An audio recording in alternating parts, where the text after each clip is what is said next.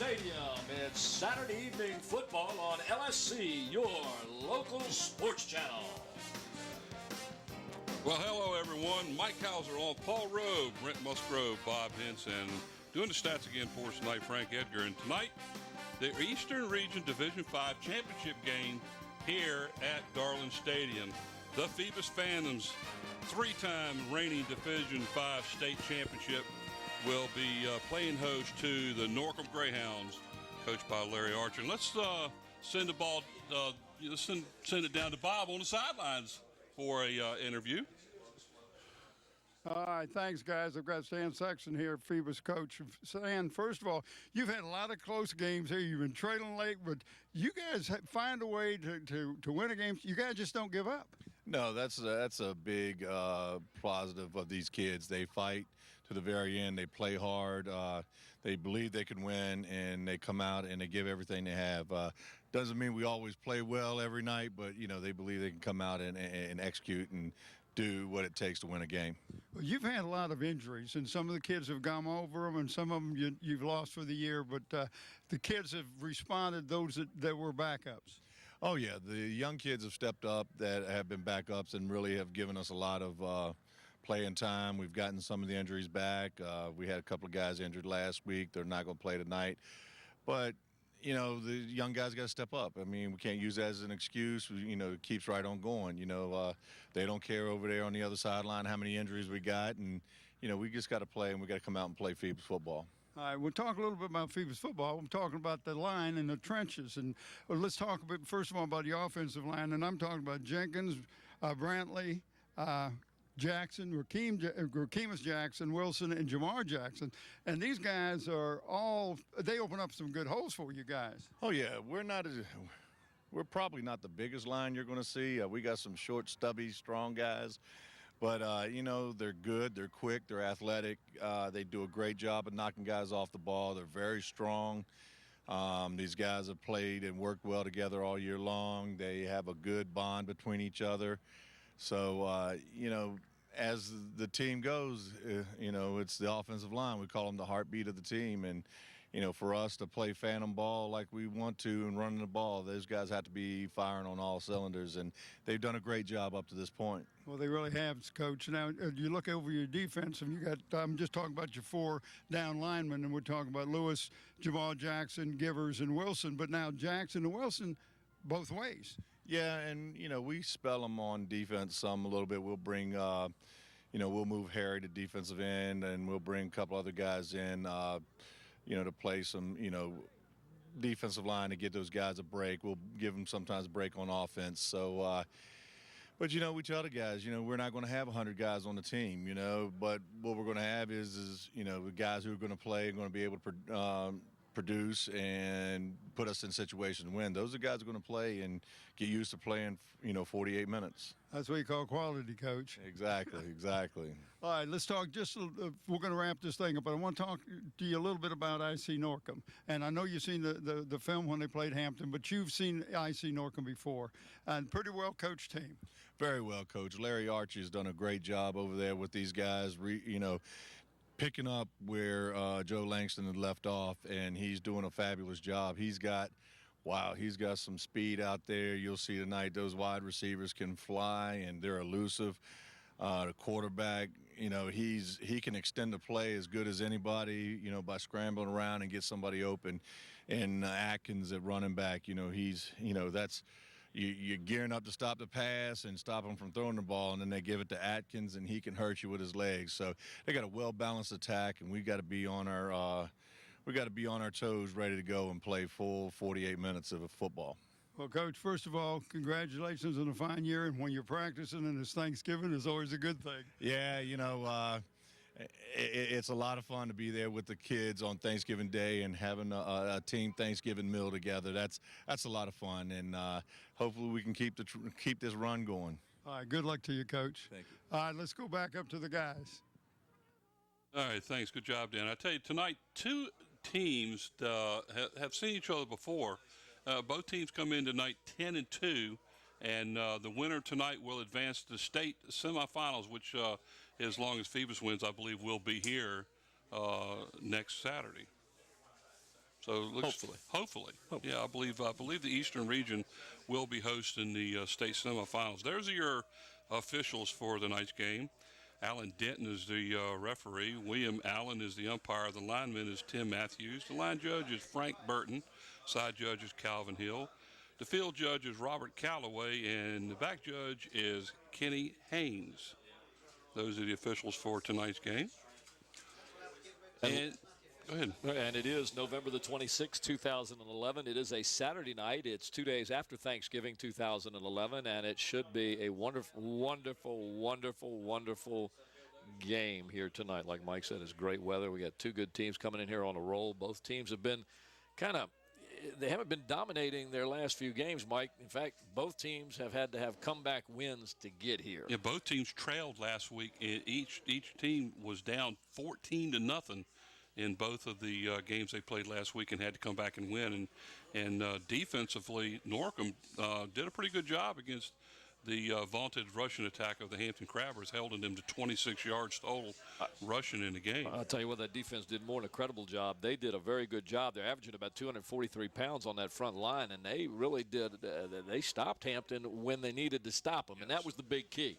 Once again, I go back to the fact that these teams have both had to come from behind, and Norcom has done that several times, and they've benefited from it because they're here tonight.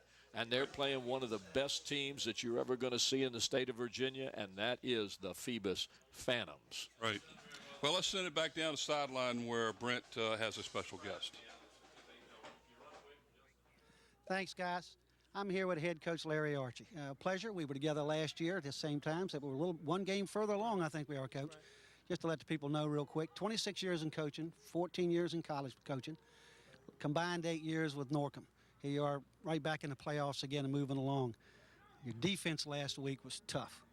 Not the whole game wasn't, but when I realized you held Hampton to 26 yards, that's quite a feat right there in itself. So let's talk a little bit about somebody on your defense. Let's talk about Jaquan St. Anne if you can. Well, Jaquan St. Anne is a 3-year starter for us at linebacker. He's our quarterback on defense, and there's no question he's our leader on defense. He makes all the checks and gets us in the right defenses to defend whatever it is we need to defend.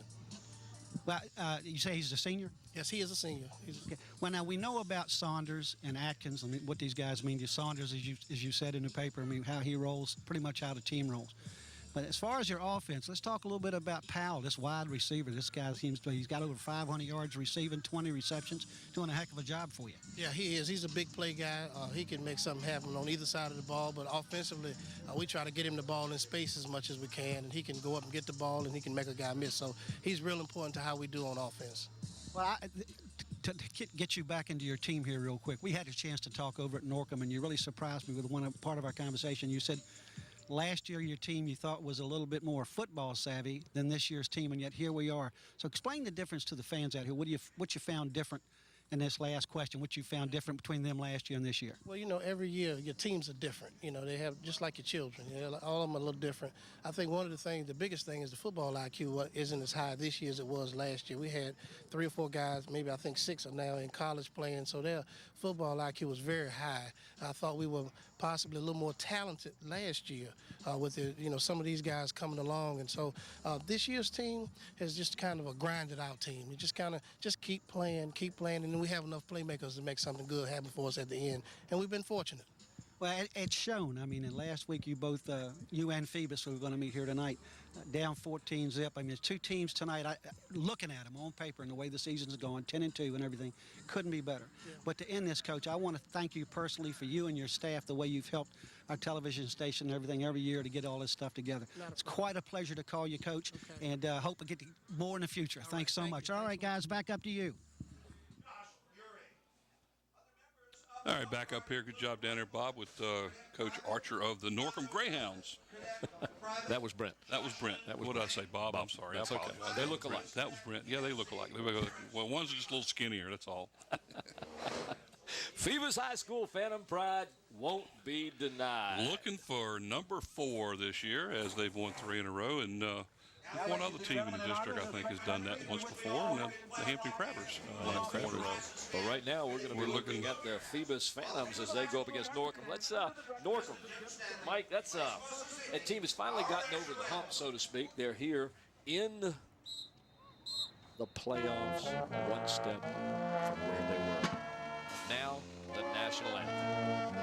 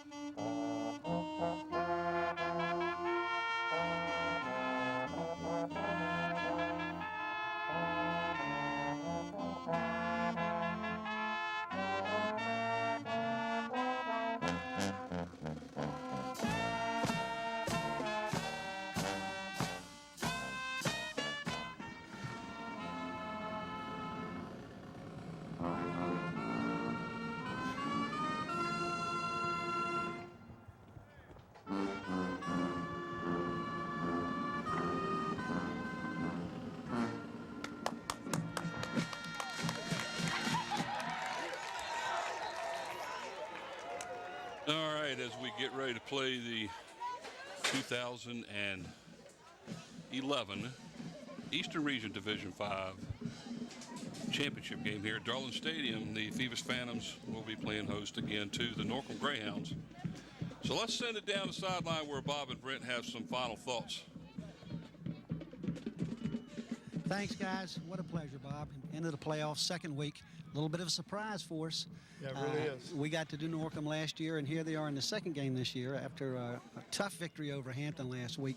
And a shocking defense that they were able to establish with the Crabbers on 26 yards rushing. But you know, you made a point when you was talking to Coach Archie. Both teams trailed 14-0 at one time, and they both ended up winning. So both these teams can come back. Well, that's just it. You're talking about tough and in the guts running right here. And you're going to get to the trenches in the end, but that's where this game is going to be tonight. There's no doubt. The talents are almost mirror. When you look at running backs, Archie has got a running back that's almost 1,000 yards. Phoebus has got a couple of running backs that are up there close. And so I think given passing, you got a passing guy for Norcom that'll sling it from anywhere. If they ain't got him in the back room with a door closed, he'll still try to throw it. Yeah. But, you know, I look over at Phoebus's team, and they got 7 seniors on the offense and 9 seniors on the defensive team. So this is a senior-laden team, but yet he's got a lot of kids that can come on and back up these guys when they come out and they get a breather. So he is building for next year. In fact, they said that next year will probably be better than this year across the board. So I don't know what the ratio is over there at Norcom, but nice athletes they got over there. Well, it was a nice complex, and like I told the coach, we really appreciated the help they give us every year when we go over there. But just back to the game, analyzing from my part, having looked at everything I could look at, I think the edge might come down to Phoebus kicking. Oh, I think so too. And Phoebus got a good kicker, and we will see Anderson kicking off tonight, which means probably won't be a run back because they've got some pretty fast kids out there. But you look at these teams, they both got character because they can come back from being down. They're both strong. When you get to this point of the game, the season, this game is going to end up in the trenches again. Well, it's just going to be very interesting to see what Norcom can do with the running backs that Phoebus is going to present them with, because it's a double threat like Hampton, but they were very strong. So I think we've kicked it to death, and my personal opinion is the kicking game is going to make the difference, and why don't you take it back from here? Well, I have to agree with you. I think the kicking team could make the difference, and we'll see what happens. But right now we're going to go up and meet our corporate sponsors. Today's game is sponsored by the Grey Goose Restaurant, located on West Queens Way in Hampton. Enjoy the wide selection of breakfast and lunch dishes sure to please your appetite. Follow the Grey Goose Restaurant on Facebook, the restaurant that's also a bakery. Coliseum Central. Coliseum Central is located right in the heart of Hampton Roads, between Armistead Avenue and Interstate 64. You can take care of all your shopping, dining, entertainment, medical, and business needs right here. Who will represent you?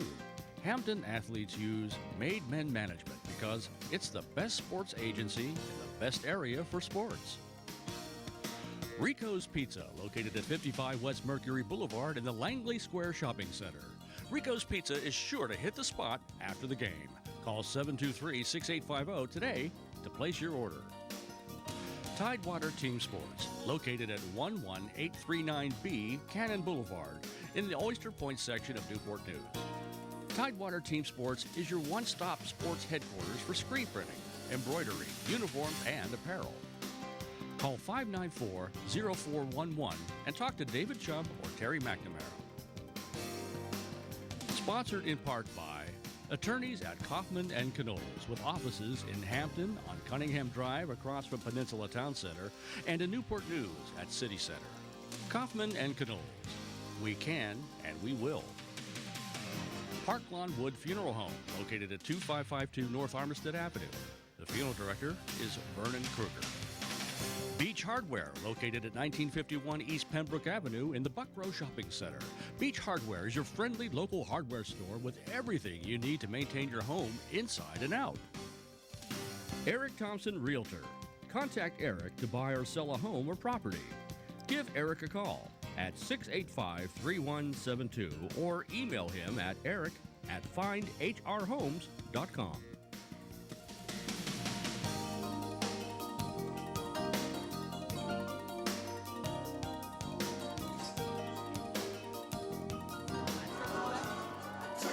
And a double one that time, huh? They did that. Yeah. Here come the Phoebus Phantoms, the defending AAA Division V state champions for the last 3 years running, and they are looking for number 4 here tonight as they will continue. We had a little bit of a light disappearance up here tonight. Our lights up here kind of just went dim. All right, Mike, let's take a minute here and let's look at some hard facts. We've listened to Bob and Brent. And before we do that, though, I understand we're going to do the officials there. We're going to show them again. Yeah, again. This time with the ones that the correct ones, right? These are the correct officials. They are from the Peninsula District. The referee is Mr. Bill Dozier. George Adamonsky is the umpire. The lineman is Nick Hartzheim. The line judge is Mike Mann. The side judge is John Deck. The field judge is Scott Davis. And the back judge is Mike Mitchell. Here we'll listen to the coin flip by our referee. Davis, and the back judge is Mike Mitchell. Okay, guys, listen up. I'm going to call you white. I know that's gray, but it's easy for you to say white, okay? Call you white, call you blue. That file asks for the white captain and the blue captain. 2 things I want you to take to your teams. The first is, when the whistle blows, it's over. You got a guy wrapped up, the whistle blows, don't stick him on his head, all right? The other thing is, if you hit somebody, they know they've been hit, don't get in their face and talk to them. Everybody understand? Okay, pre-game toss, you won the toss, you elected to receive, right? Okay, and you're going to be receiving at that end. You put your backs around here, Phoebus, come around here. And Norcom will receive this end. Bring them out, guys. Have a good ball game. Good luck to you. The IC Norcom have won the toss. They will receive. The IC Norcom Greyhounds won the toss, obviously, as everybody can hear in the background. And they have won the toss and will receive, as the Phoebus Phantoms will be defending the east goal line tonight, as the Phoebus Phantoms will be going right to left, as you said. And now we will show you the starting lineups for the Norcom Greyhounds. On offense, guard number 55, Marcus Haynes. Guard number 66, DeAndre Morrison. The tackles, number 52, Antoine Royster, and number 72, Marcus Harvey. The center, number 50, Antoine Vaughn. The split end, number 14, Isaac White. The wide receivers, number 1, Hakeem Swan. Number 5, Justin Sullivan. And number 18, Joe Powell. The running back, number 3, Chevelle Atkins. And the quarterback, number 17, Daquan Saunders. Our headsets have gone dead up here. Anyhow, as we get ready to kick off, looks like Eric Anderson will be kicking off for the Phoebus Phantoms. Sean Sumner back deep for Hakeem Swan, also back to receive inside the 10-yard line. It's a short kickoff, and it falls dead at about the 22, and it is recovered by Hakeem Swan at about the 22-yard line. So Norcom will take over 1st and 10 at their own 22-yard line. The Phantoms will line up defensively like this. The tackles number 70, Harry Lewis, and Jamar Jackson, number 66. The ends, number 10, Miles Givers, and number 74, Mark Wilson. In the linebackers slots, the inside linebackers, number 7, Justin Lyles, number 51, Matthew Jenkins. On the outside, number 11, Isaiah Jones-Clark, and number 27, Juartez Featherstone. The cornerbacks, number 2, Deshaun Summers, and number 15, Tyler Adams, and the safety, number 9, Devon Robinson. Daquan Saunders, the quarterback for IC Norcom. They will start off in the shotgun. The lone back is number 3, Atkins. 18 that goes in motion, Joe Powell. Back to pass over the middle, and it was caught by Powell as he was triple covered. Outstanding pass thrown right to the hands, and he's down at about the 49-yard line of Phoebus. Good first play from scrimmage. Mike, Greyhounds coming out showcasing what they do best, and that's throw the ball, particularly to Powell. He runs good routes, and he's got fantastic hands. He goes to the ball, makes sure he gets the catch. And like you said, they threw into triple coverage that time. Young man has had 20 receptions, 471 yards, 6 touchdowns. He is a very, very talented player. Keep your eyes on that young man tonight.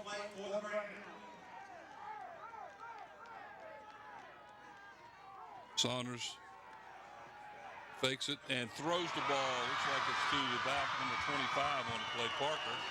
And he's down inside the 35. Nice little play action there. Phoebus defense almost gets to Saunders, but he's able to throw that little flare pass over to the left-hand side and picked up another first down for IC Norcom as they're moving the ball quickly through the air on their first possession, Mike. 1st and 10 at the 33-yard line. A 17-yard pickup by the Greyhounds. 1st and 10 at the Phantoms' 33-yard line. Hand the ball off to the up back again. That's 25 Parker up the middle. Going to pick up about 4 on the plays. He's just inside of 30. Let's see where they mark it. Daquan Saunders, hands off. Number 25, Aaron Parker. Parker, technically, I guess you call him their third running back. Well, look out for number Martin 3. And Atkins are their big guys, and when Chevelle Atkins gets the ball, he is going to move it. So let's see what the Phoebus defense can do with him when he gets the ball. And I expect him to get it real soon here, Mike. Yeah, Saunders back in the shotgun. Atkins by him, and he backs the throw. Pulls up. Now has to tuck it and run, and down the right-hand sideline is free inside the 10 as he goes out of bounds at about the 9-yard line.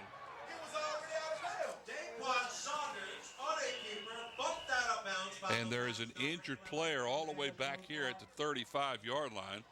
Looks like, is it number 52? Trying to pick that up right now. Antron Royster. Here's that replay. He just can't find anybody. He's only about 5'9", but I tell you what, Mike, he can motor.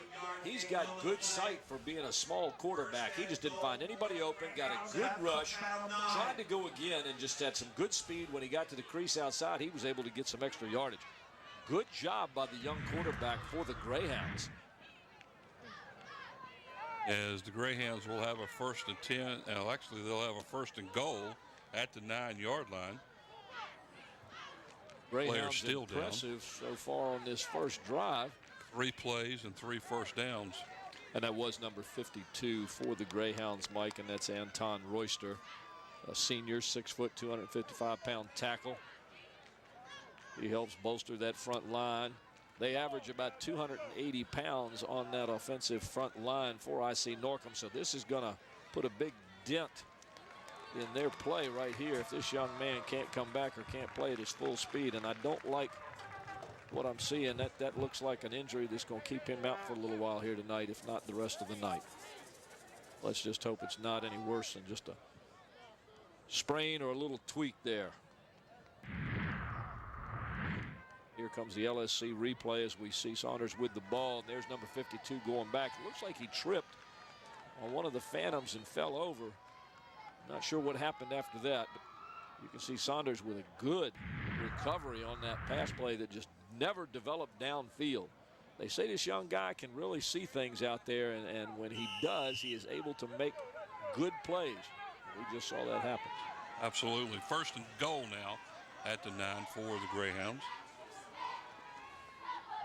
As the Phoebus defense is being tested early here. Saunders back. He's setting up the throw. There's a pass to the deep back corner, overthrown out of play, as it was intended for by, let's say, a Swan, number 1. Incomplete pass. That'll bring up second goal now. Still at the 9. As you see the replay here, Swan is wide open back toward that corner. That pass just got away, but you can understand why he threw it that high. When you look out there, you see in the backfield for Phoebus, number 2, Deshaun Summers, backing up on that play, not giving an inch and not allowing anything but a perfect pass to be thrown. Rather than do that, Saunders threw it away, so it was not intercepted. Second goal. Here's their first carry by their number 1 running back, Chevelle Atkins. He's going to pick up a couple yards on the play. Pretty good containment by the Phoebus defense on that. It looked like Atkins wanted to go right off tackle there. As we watch this replay here, you'll see him. He heads toward the front. He can't go anywhere, so he gets ready to slip outside. Look at the good pursuit by the Phantom defense as they laterally cut off the edge for him, denying him getting around and getting into the end zone. Great defensive play by the Phantoms. Looked like the Norcom quarterback was throwing his arms up like he thought he was going to score off the play, but good pursuit by the Phantoms on that play. Third and goal at the 6. Again, in the shotgun, Saunders. He drops back to pass. He screens it out here to the back, number 3. Again, Atkins is incomplete pass, and that's going to bring up a 4th down and goal at the 6. So good defense stiffens by the Phoebus Phantoms here, as it looks like their field goal kicker will come in here. You could see that play developing right there, and Atkins is right there by himself. If he'd have caught that, he had a good chance of getting in there. But unfortunately for him, the ball hit him right in the hands, and he wasn't able to. I think he was hearing footsteps. This is one of the things that the Norcom has struggled with all year, is the field goal.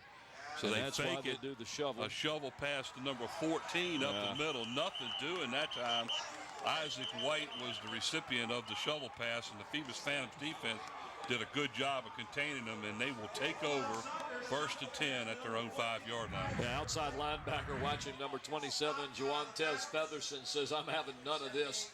When he gets the ball, Featherson wraps him right up and says, not today. Great defensive stand as the Greyhounds get into the red zone and the Phantoms deny them. So Phoebus will take over for their first possession here of the first quarter. 9:26 to go in the first quarter. 1st and 10, ball sits at their own 5-yard line. Let's see if we get the Pittman show here tonight, or whether we get the Vincent or Belfield show.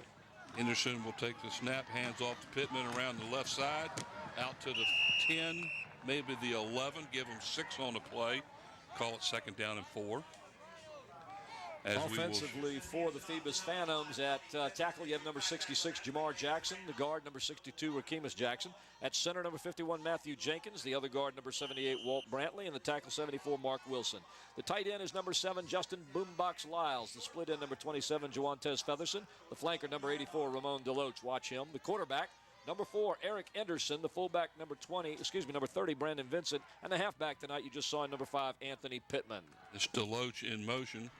There's a handoff up the middle to Pittman. He'll get outside the 15 to about the 16. That's going to be good for the Phantoms. 1st down.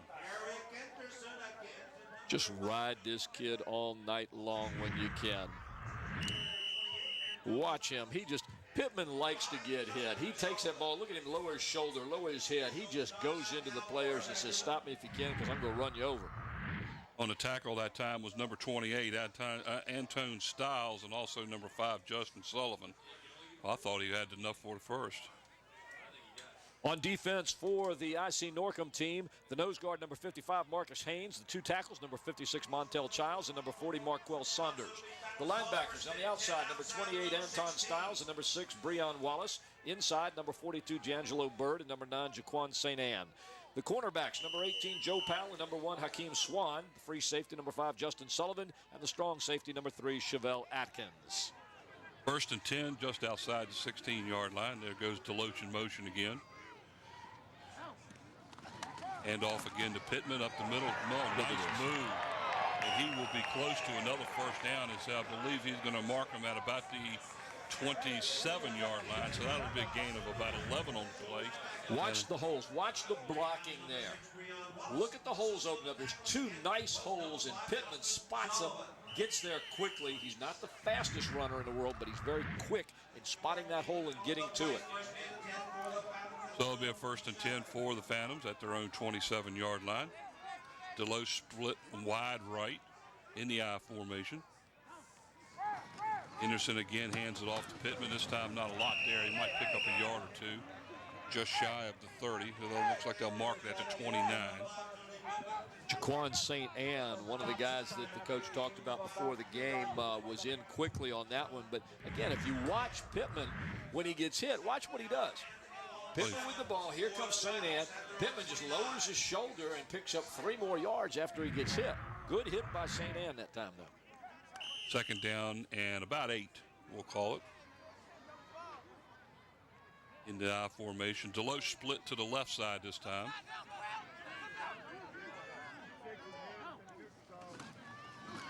Back to throw. Screen pass almost intercepted. Looked like it was almost intercepted by, was it number 9? Yes. That's Jaquan St. Anne again. He's all over the place. Good hands, and that was a pick 6 right there in the making. And Phoebus got lucky on that right there. And in spite of that, almost completed, almost caught by number 40. Badger. For the Phantoms. Number 40 is Drayvon Badger. Incomplete pass. 3rd down now and about 8. Ball sits at the 29-yard line of the Phantoms. Keep your eyes on number 5. Deloach is now split wide to the right. Here's a handoff, and boom! Tell you what, Pittman didn't get much there as number 9 on the play. St. Anne just hammered him. Somebody missed the block somewhere. St. Anne comes through there untouched and just gets there about the time the ball does. Yeah, he just buries him right there. So that's going to bring up a 4th down at about 12 now. So Anderson will drop back and punt the ball away for the Phantoms. Back deep for the Norcom Greyhounds is number 1, Hakeem Swan. I believe the other one is Brock, number 10. Oh, it's 18, Joe Powell. Looks like it's going to be Swan at about the 37, right straight up the middle into Phoebus territory as he is brought down at the Phoebus 49-yard line. I believe number 63 was on the stop that time for the Phantoms, and I don't have a 63 on my roster. Let's see if I look. Number 63, Ira Hawkins. Iris Hawkins. Look at this. He just takes his ball and just slips right through there. I mean, it's like there's somebody opened a seam right up the middle. Picks up a good 10, 12 yards right there on that return. Excellent return for IC Norcom.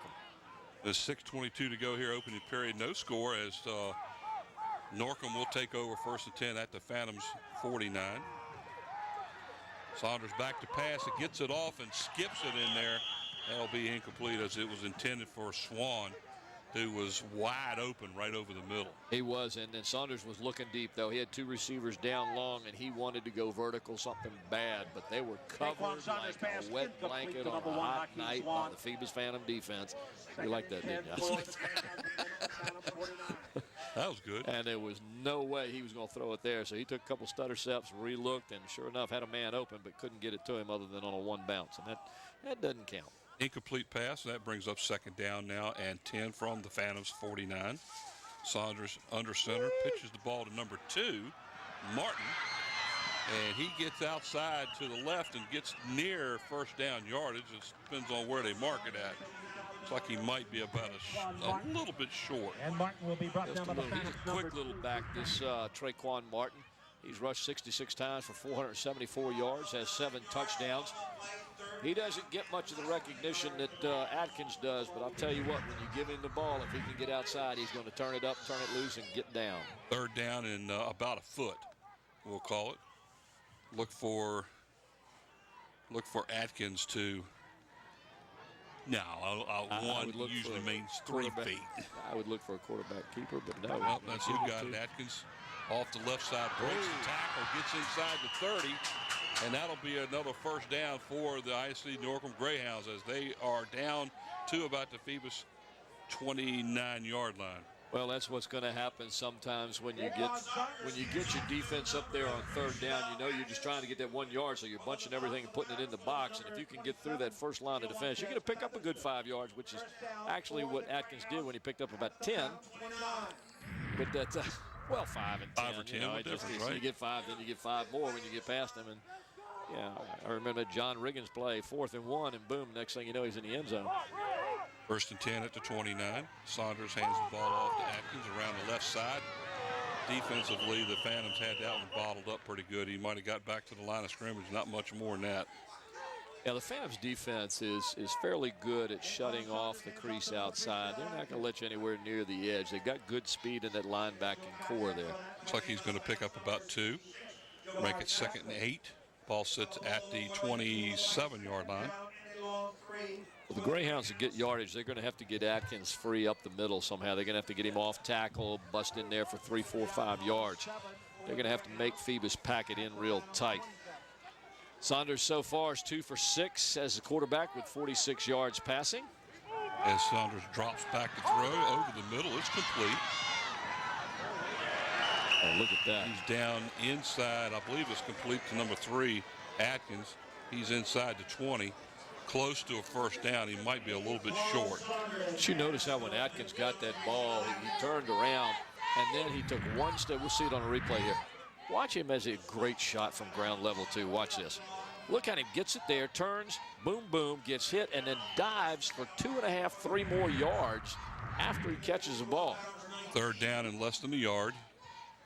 Ball's inside the Phantom 20-yard line. Again, Saunders into shotgun. 2, 3 wide outs, 2 to the near side. Handed off to Atkins up the middle. He's going to pick up a first down near the 16-yard line where they will have a 1st and 10. Atkins bouncing around like a pinball machine ball there as he just trying to get that yardage for the first down, and he did, bouncing off 1 block, 1 tackle, and another man. They'll mark it at the 17. When he falls, how tall? I'm going to find out how tall he is. 6 foot. 6 foot. Tell you what, that's a couple of yards right 6 there. 6 foot 205. Just lay down and you get a first down.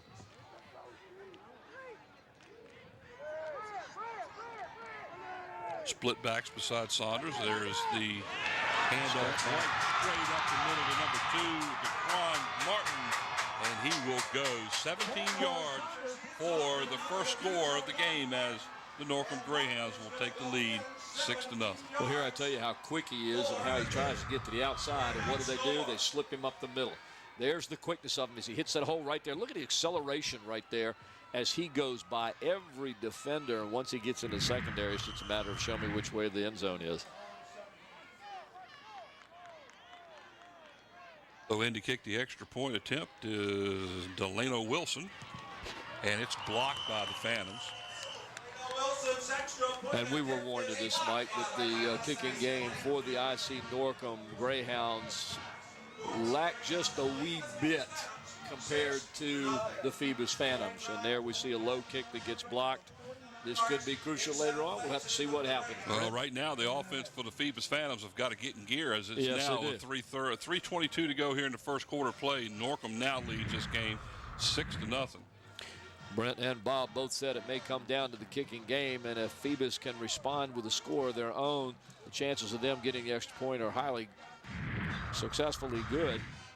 So it could be a tight game here, and it could exactly come down to Brent and Bob's kicking game.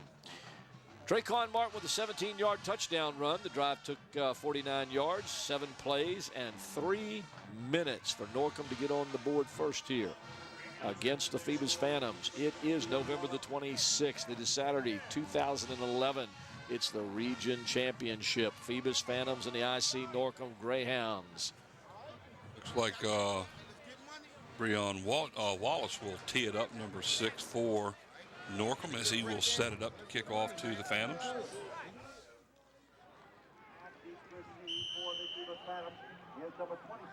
Back deep is number 27. That's Featherton. He's in the middle of the field. I believe that's number 15 that got that one, Tyler Adams, as he gets out near the 30-yard line, and that's where the Phantoms will take over 1st and 10 at about their own 31-yard line. It appeared that IC Norcom wanted no parts of any kind of return for the Phoebus Phantoms that time. That ball was just kind of kicked straight along the ground in a bouncing way. Kind of rolled past a couple of guys, and they were kind of shocked to see, hey, this ball's not going up where it's supposed to. Adams picks it up, runs with it. Decent field position for the Phoebus Phantoms. 3:17 to go, opening period. Norcom 6, Phoebus 0. 1st and 10 for the Phantoms at their own 31-yard line.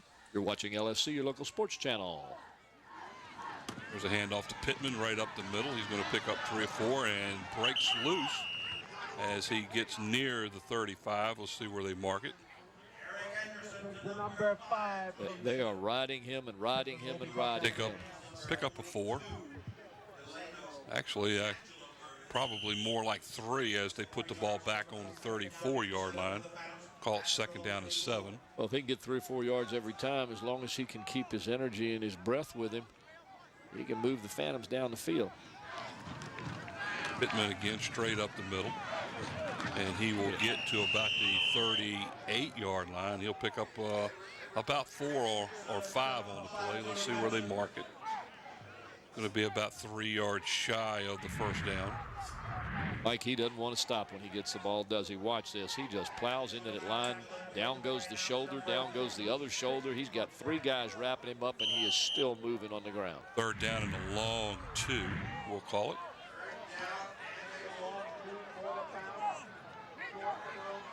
Pittman in the tailback. 2 wideouts, 1 on either side. The box is stacked by Norcom. They are banking on Pittman. Here's Pittman, up there, and he slips and falls, and he's short of the 1st down. He's going to be about, looks like he might be about a half a yard shy of the 1st down, guys. He lost his footing just as he started to cut or accelerate. I'm not sure which. And he got a good mark, but I still don't think he's, I think he's still a little short. Oh, yeah. Not by a lot, though. Probably about the length of the ball.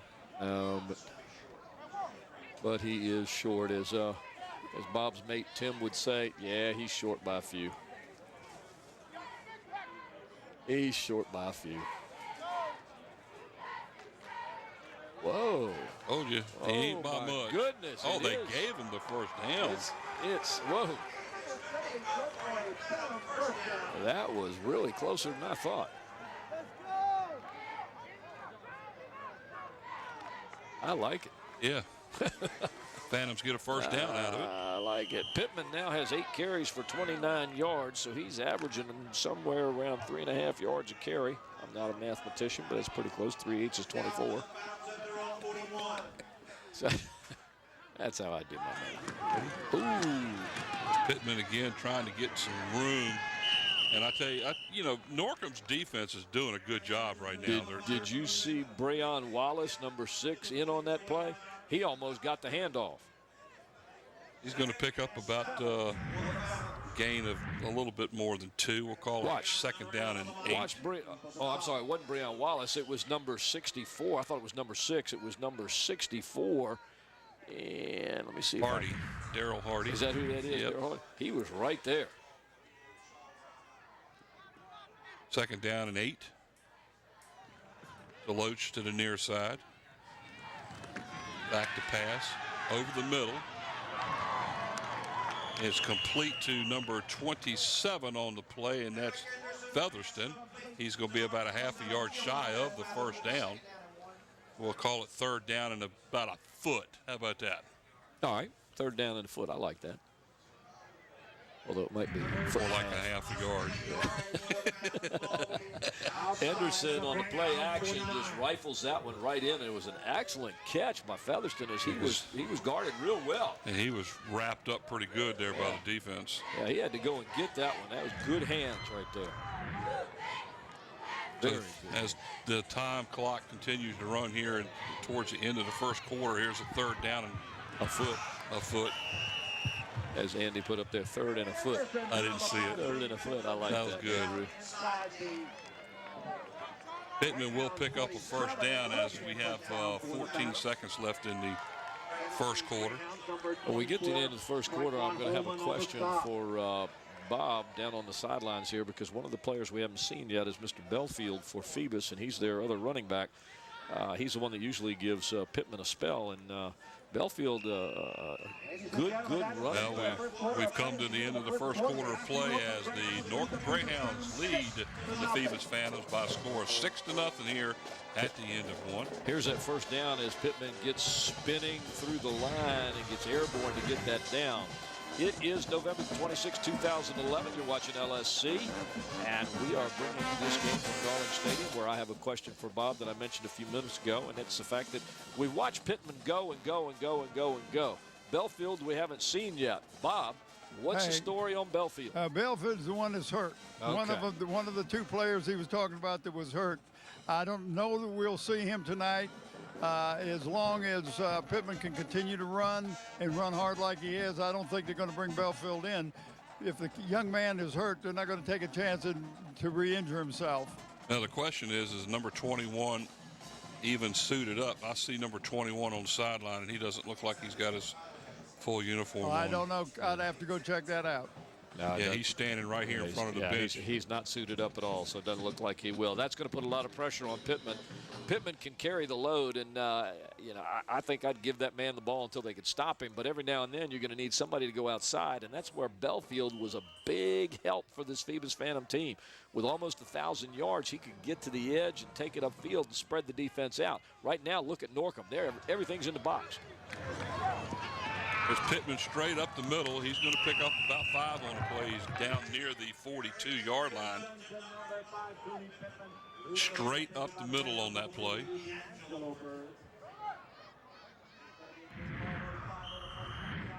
Here's the replay on that. Pittman just grinding out yardage after yardage. In this game so far, ladies and gentlemen, time of possession, I see Norcom 5 minutes, 34 seconds. Phoebus Phantom 6 minutes, 26 seconds. About a minute's, actually less than a minute's difference of possession between both teams. Gain of about 5 on the play. Second down and 5 as the ball sits at about the 42-yard line. 2 wideouts.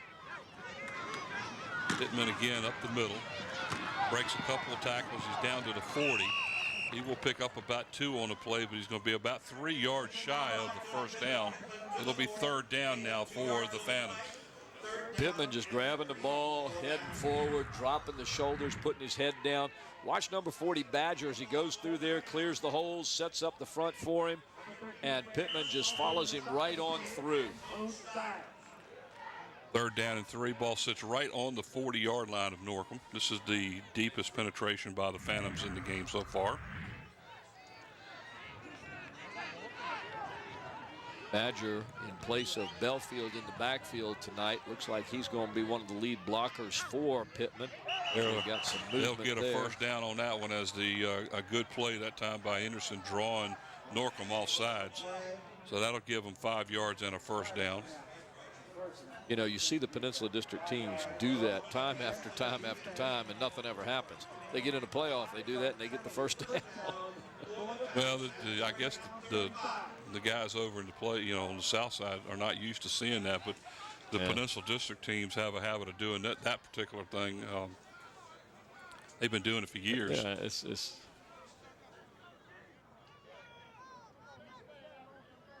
a little equipment change there for Mr. Anton Stiles, number 28. So first and 10 at the 35-yard line of Norcom. 2 wideouts now split to the left. Hand off to Pittman up the middle. He's going to pick up 2. He'll get down to about the 33-yard line.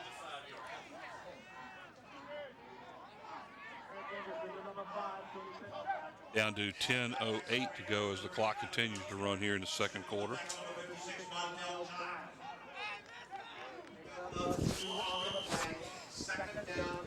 And I'm just being told that was the first penalty of the game, Mike.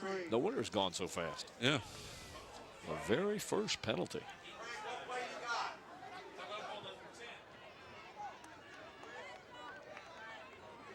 Anderson under center.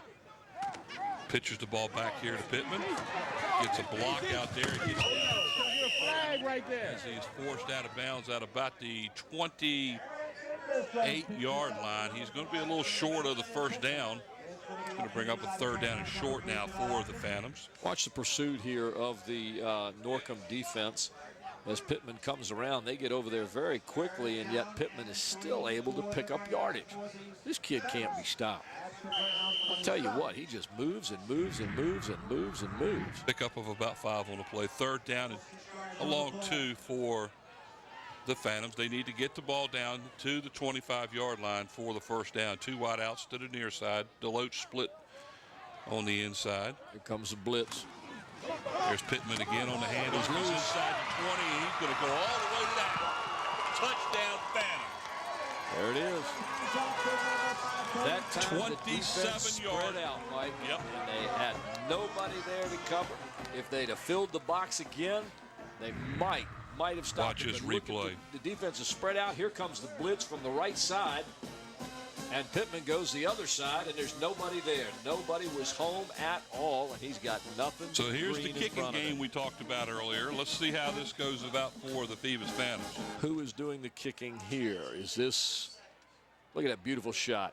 Look at this. Boom, boom, boom, boom, boom. What great camera crews we have out there, folks. Anderson is going to be the holder. Kick is up, it's long enough, and it is good.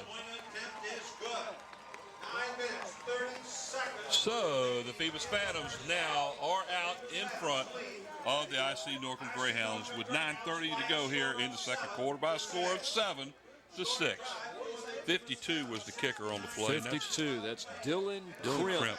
Dylan Crimp, and I want to say hello to Dylan Crimp's father, who is Jeff Crimp. And a little bit here, Jeff Crimp runs Jeff's Florist all over York County and Newport News. And my wife has known him for many, many, many, many, many, many years. It's his young boy out there doing the kicking. Now here's that great run by Pittman. You can see the blitz coming at the top of your screen, and they give it to Pittman off the other end. And look at this, open hole, boom, go. Nothing but daylight. You're not going to catch him. So the Phantoms have struck. They now lead 7-6 with 9:30 to go here in the second quarter as Eric Anderson will tee it up and kick it off for the Phantoms. On that scoring drive, 11 plays, 69 yards, taking up 5 minutes and 52 seconds and culminating with a 27-yard touchdown run by number 5, Tony Pittman. Should be Swan and Powell deep for Norcom. Here's the kick, deep. Whoa. And over the head of Powell into the end zone, and the Phoebus Phantoms kicking game is already showing what we talked about. Twice here. They get the extra point as Dylan Crimp gets that one right through the uprights, and then Anderson out there with that strong leg puts it about 60 yards into the end zone. The Norcom will take over 1st and 10 at their own 20-yard line. There was Anderson getting congratulated for that kick. As we look at the Phoebus sidelines. Good crowd here tonight, Mike. I look across the field there, and those stands are really full over there from the IC Norcom side. Give them their props. They've got a lot of people here supporting them. Saunders will take and snap. Drop back to throw, being forced out of the back, and almost had it. He dropped the ball. I'm not sure that's a flag. I think that's more of a beanbag that got thrown down there.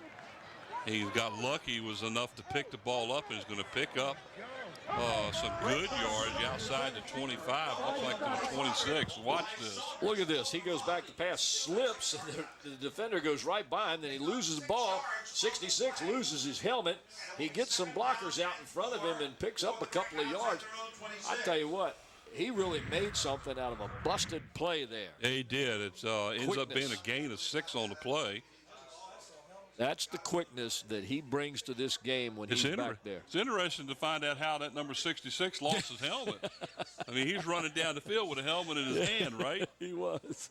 2nd down and 4 for Norcom. Atkins up the middle. right into the teeth of the defense, and not a lot there, maybe a yard. Good play on the defensive side for the Phantoms.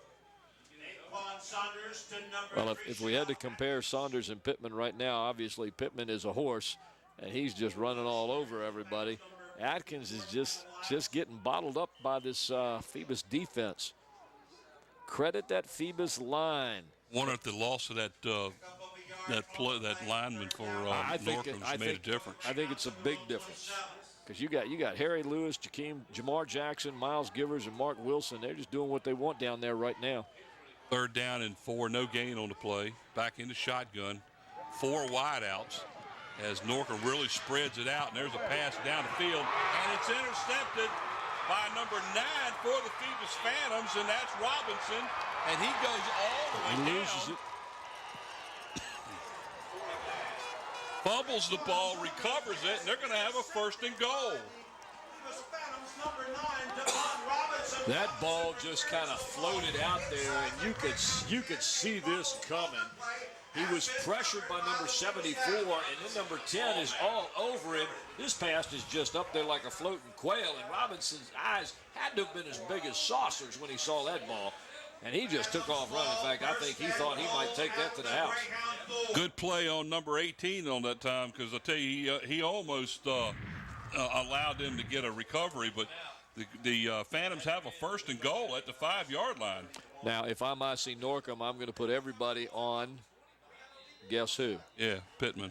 Is he back there, though?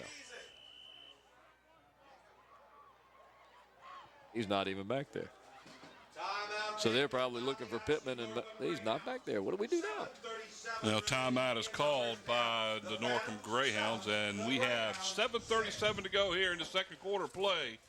And the Phoebus Phantoms threatening to score again as they now lead 7-6.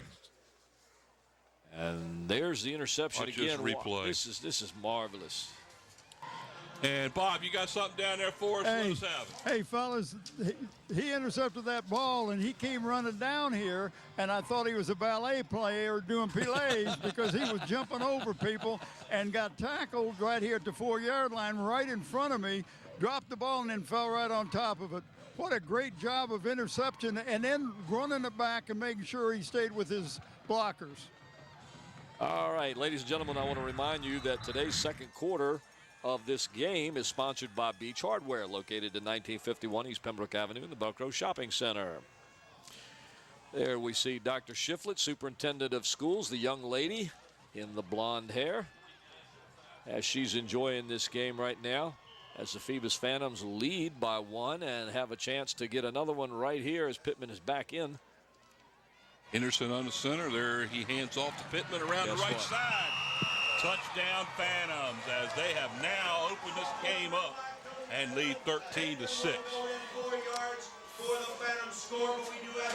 There is a flag on the play.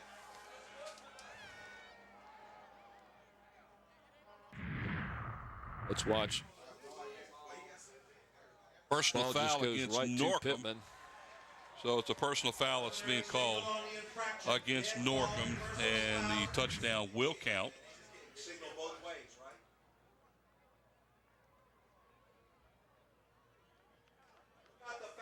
So that penalty will be added on to the kickoff when they turn the ball around here. So Dylan Kremp will come in to kick the extra point attempt for the Phantoms. Let's see what he ends up doing here. Out of the hold of Anderson. Looks like Norcom may have jumped again off sides. Encroachment against the defense. That penalty's declined. Try for point. Declined penalty. By the way, Mike, little note right here. Davon Robinson, who intercepted that pass and almost took it in. That's his 2nd interception in the playoffs. Not only that, he has 1 fumble recovery and 1 onside kick recovery in the playoffs. He's been a busy young man in turnovers here. I'll tell you that right now. Here's the kick. It's up. It's long enough, and it's true. 14-6. The Phoebus Phantoms now out in front with 7:33 to go here before halftime. And once again, that kicking game has helped the Phoebus Phantoms as they were able to pin Norcom down deep in their territory with the kickoff. Just want to let you know that was a one play, a 4-second drive. A for one play, 4-second drive. The Phoebus Phantoms. Took them 4 seconds. It took him that long to run into the It took end them 4 zone? minutes to score. 4 minutes? 4 seconds. 4 seconds to score. 4 seconds. So Eric Anderson will tee it up for the Phantoms.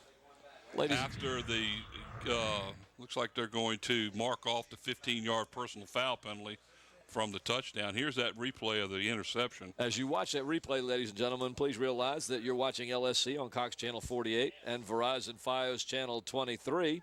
You can watch this game again on Sunday, Monday, Tuesday, and Wednesday. On Sunday, November 27th, we'll show it at 7 a.m. and p.m. Monday, November 28th, 8 p.m. and 8 a.m. as we watch Pittman score. Tuesday, November 29th at 8:30 a.m. p.m. and Wednesday, November 30th at 8 a.m. and 8 p.m. Again, that's LSC, Cox Channel 48, Verizon Fios Channel 23. And let's see if Anderson tries to kick a field goal from here. It's deep enough. And it's through the end zone. So Norcom will have the ball 1st and 10 at their own 20-yard line. 7:33 to go here in the second quarter. 14-6 as the Phantoms now lead. And I tell you what, Norcom looks like they're kind of hanging their heads a little bit after the Phantoms just exploded here in the second quarter. Phoebus has a way of doing that, Mike, when they can create the turnovers, which their defense will do, and gives their offense the opportunity to grind the ball all the way. It makes the other team just feel like they're just at the bottom of the pitch looking up. Speaking of pitch, Pittman now has 16 carries, 79 yards, and 2 touchdowns. It is the Tony Pittman show so far. Atkins on a sweep around the right side, moves to the inside a little bit, gets around a couple of blockers. He's near about 9 yards on the run that time. Mike, he got 4 more after he got hit and stopped. He just kept bulling his way through and was able to get 4 more yards off of that run. And it looks like he may have hurt his leg or his ankle as he hobbles off of the field. A little bit of extra there might have cost him. Let's hope not. Second down after a gain of a little bit more than 9 yards. We'll call it 2nd down and 1. As the ball is shy of the 30-yard line. 2nd down. 3 wideouts. 2 split to the near side. Saunders hands the ball. Let's see. I believe that's Martin, number 2, right up the middle. And good yards outside the 40 to about the 43-yard line. And Martin is doing a real good job this evening. In the times that he gets the ball, his quickness has been able to be a benefit for Norcom. As you see this replay, he just gets a straight little draw handoff there, and he gets through quickly in a little hole. And that burst of speed gets him another 6 yards there. Martin needs to handle the ball a little bit more here. It looks like Phoebus is keying on Atkins, and he's not getting anything at all. Atkins now is out of the game. Saunders in 4 runs, Mike. Saunders 4 for 8 with 54 yards. Here's Saunders back to throw. Lofts the ball up again and out of bounds as the wide receiver for Norcom runs into I guess, is that our cameraman out there? Looked like Steve Fryer. Yeah. Justin Sullivan was the intended receiver. Is that Steve? Looks like it's Steve. Yep, that was Steve, folks. I was going to say, he should have got a pretty good shot of that guy coming at him, huh? Yeah, Saunders was 4 for 8 before he threw this one. Now he's 4 for 9, Ouch. and Steve takes that one right in. I bet he's got a good shot of that. Hope he didn't damage the camera. Oh, he was running. He wasn't shooting that one. He's trying to get out of the way. Good job, Stevie. Steve, give us a thumbs up down there, buddy. And for all you youngsters out there that think the job of a cameraman is easy, that's one of the dangers. Got a timeout right now there. as the officials are discussing something down here. Let's Clock see. operator, please reset the game clock to 6:13. Wow. That's a big difference. Reset it to 6 minutes and 13 seconds. 6:13.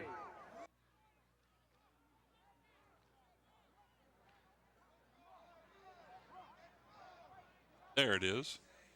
That's almost 30 seconds. Talk about going back in time. Well, the incomplete pass will bring up second down and 10 now for Norcom as the ball sits at the 43-yard line. Anyway, the young running back for Norcom, Martin, has 3 carries, 39 yards. Dude's getting about 12 yards a carry. I'd give him the ball a little more, see what he can do. But they're going to give him a little screen to Martin that hits him in the knee. Man. Incomplete pass. Oh, man. That's one of those things where you wonder what in the world went wrong there. Coach is probably pulling their hairs out right now. Well, the pass was thrown a little bit behind him and low, and it hit him right in the knee. So incomplete pass will bring up a third down and 10. We're at 6:08 to go here in the second quarter play. The Phantoms out in front, 14-6. Saunders now 4 for 10, 54 yards. And I would guess in this situation with 10 yards to go, you can look for a pass here. I would just say he needs to be careful and not float that thing like he did last time. Back to pass. There's a pass across the middle. I believe that's Powell, number 18, as he gets enough yardage for a first down to the Phantoms' 41.5-yard line. But that's going to be good for a Norcom first down. So Joe Powell catching that ball, and again, he's a game changer right here. And they just haven't been able to get it to him too many times. But he's got good hands, he's got good moves, as you saw him stutter. But here he gets the yardage he needs. He kind of knows where that first down is, and he gets there. They're going to have to find him. Phoebus has done a great job covering him and denying him the ball tonight. Martin standing next to Saunders. They're in the shotgun, 3 wide outs. There's Martin off the right side. He's going to pick up about 4 as he will get down to the Phantoms' 43-yard line. Yeah, Martin is small enough where he can just get behind his line and move, and he's been doing that all night long. According to this, he's right at about the same size as the quarterback is. Powell now second down and 6 now for the Norcom Greyhounds. Joe Powell with 2 catches in this game. Both of them have been for first downs. He's had 39 yards on 2 catches. They're going to have to find him. They're going to have 3 to find wide him. outs to the near side. Martin standing next to Saunders, who drops back to throw. There's a pass. Intercepted by the Phantom, number 2, Summers. Just saw Summers dive for the pass and intercepts it at about the 18-yard line. Now, that's a highlight film right there, guys. Yes, it is. It's a great catch. And I just keep thinking, Mike, the years we've been doing this and Phoebus gets to the playoffs, and it seems like everybody tries to throw against the Phantoms. Well, I tell you what, he was number 1 there for Swan, was wide open. The pass was late. Yes, he was. Look at this and good watch ground. This catch. Boom. If he had not made that catch, number 1 makes it, and who knows where they are. First and 10 for the Phantoms now as they have Susie the ball at their own 17-yard line. Was that Susie's shot? That was a great shot.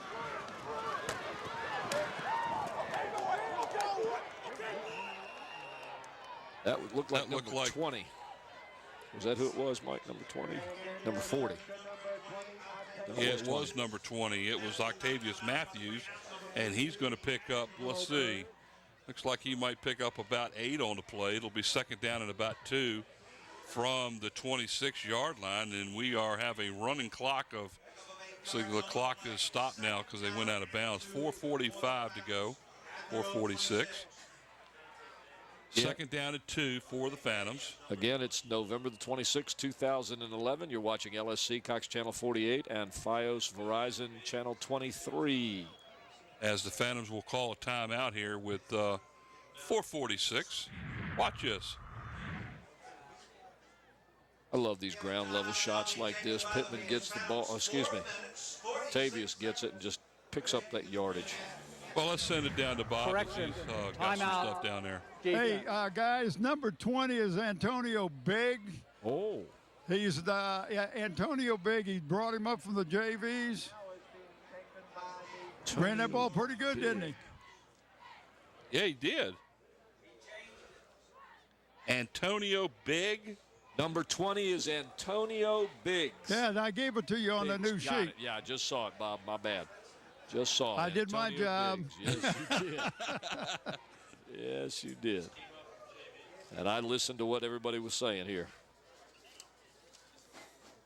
Antonio Biggs, number 20. There he is right there, along with number 40, Badger, who's been doing a great job blocking for the Pittman Backs. standing here on the sideline taking a breather on this series, as it will be 2nd down and 2 now for the Phantoms.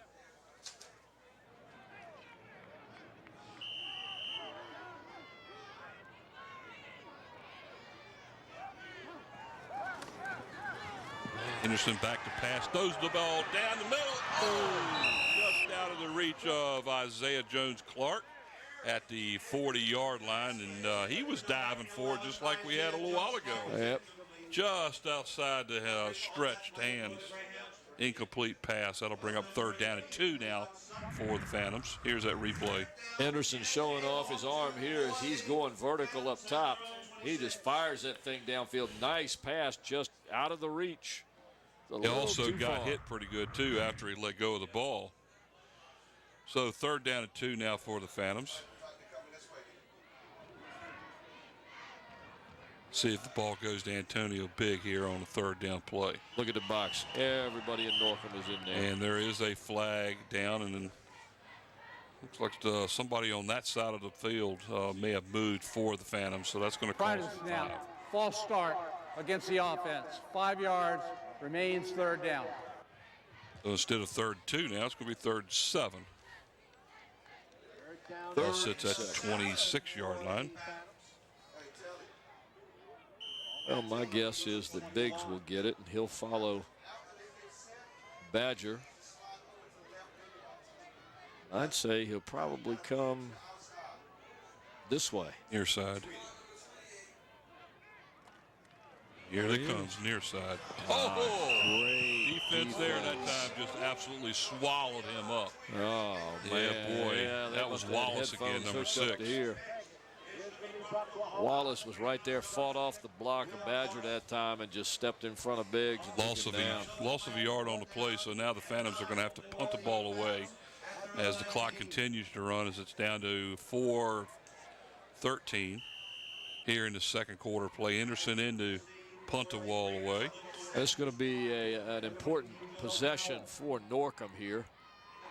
Swan and Powell both back here deep for Norcom. This one's going towards Powell at the 45. A lot of room to run over there, guys. Look out. And it looks like he's going to be marked out of bounds. We'll have to wait and see where they mark him out of bounds. He was trying his best to stay in there and tiptoe through there. This is a great return for Norcom right here. All the way Starts down on his to own 45. He stepped out of bounds at about the 13, it looks like. Look at him trying to dance right there, up and down, and then he just can't get his footing. So Norcom's going to have a 1st and 10 at the Phantom 13-yard line. Well, they've been here before when they were down the opposite end here in the 1st quarter, Mike, and they came up empty. Let's see if that Phantom defense is up for the job again here.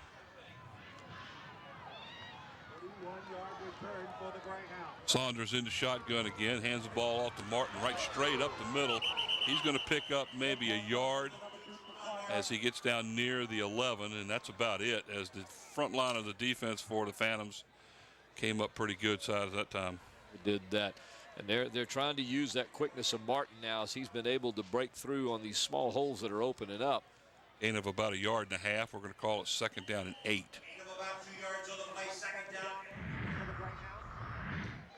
Martin gets the ball right here. It's just a straight draw play. He's got a little bit of a hole, picks up a couple of yards. If they can do that a couple of times, they may be able to bust him loose on the edge. We'll have to see what happens. 2 wide outs to the far, 1 to the near. Saunders comes back, throws the ball to the near side. Receiver number 5 on the play is just smothered as Justin Sutherland got the pass and nothing going there as he's down hard. Hey, fellas, the play before this, we had a little brotherly love. The 2 Lyle brothers combined on that tackle. But defense is stiffening up a little bit. He's going to try to put it in the air, I believe. Yeah, he's going to have to. And we saw him down the other end in the first quarter, Bob, when they did this. That Phoebus defense is just really tough when you get down in the red zone. They don't like people scoring against them. They've only allowed, let me see if I've got it here, 9 points per game. And they've already allowed 6. So they're going to be tough the rest of the game, folks. So third down now and about 11 as the ball sits just inside the 15. Need to get down inside near the 3 in order to get a first down. Powell in motion. Saunders back to throw. There's a pass to Powell. He's a touchdown. No, it's number 6. Wallace, Braylon Wallace, for the touchdown. So the touchdown brings the score 14-12 with the Greyhounds extra point. Wallace just runs a simple slant pattern right to the end zone, and Saunders hits him as he gets between the defenders. Good hands, holds on to the ball. Looks like the Greyhounds are going to go for 2 here. So, Bob, you were right. They're going to the air. That time they found an open seam and an open spot, and they were able to get the ball in. Try to get the tie here. 2:01 to go as the Greyhounds will try for 2 here in the I formation. Oh, he should have run. He should have run. Oh, it's intercepted by the Phantoms on the goal line, and the 2-point conversion is no good. So with 2:01 to go here in the second quarter of play, the Phantoms still hold the lead, 14-12. I don't know what kind of running yardage that young quarterback Saunders has, but when he rolled out there, Michael, he had that whole right side to himself, and everybody was covered. He should have tucked it under and gone. Scoring drive, 3 plays, 13 yards, 1 minute, 47 seconds.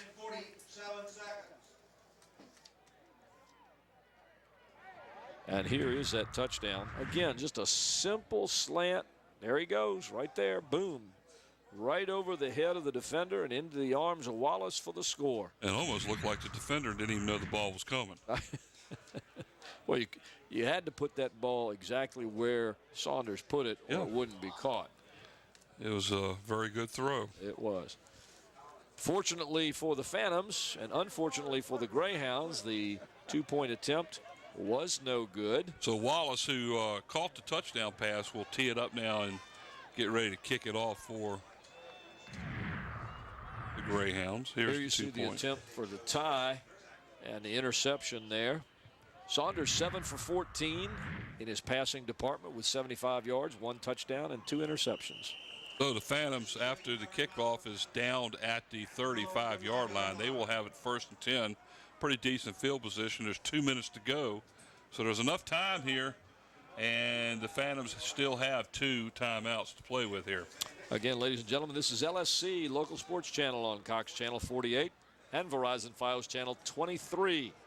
Pittman back in too, by the way. Pittman's back in, and I hate keeping to do this because I thought something else was going to be the key to the game, but Phoebus 14, Norcom 12, and what's the difference? The kicking game. Exactly what Brent and Bob told you before this whole thing started. Here's Pittman off the left side, breaks a tackle, trying to break another one as he's dragged down at about the 39-yard line. Pittman will pick up about 4 on the play. That'll bring up a 2nd down and 6 for the Phantoms. Pittman is going to be the horse tonight. If he continues to do this, I'm expecting him to go well over 100, possibly 200, if he doesn't get worn down. That's my only concern with Belfield out. Pittman again. Ran right into his own player. Look at him barrel his way forward near a 1st down. He's going to be about a yard shy of a 1st down, and he was hit behind the line of scrimmage and still was able to pick up good yardage. Well, you got Rakeemus Jackson blocking for him there. Rakeemus never gave up. You can see it on the replay, number 62. He just keeps pushing and pushing and pushing. Henderson on a keeper as he gets a 1st down inside the 50. So it will be brought down at about the 47-yard line, but the clock is stopped while they reset the clock. It will be a 1st and 10 for the Phoebus Phantoms.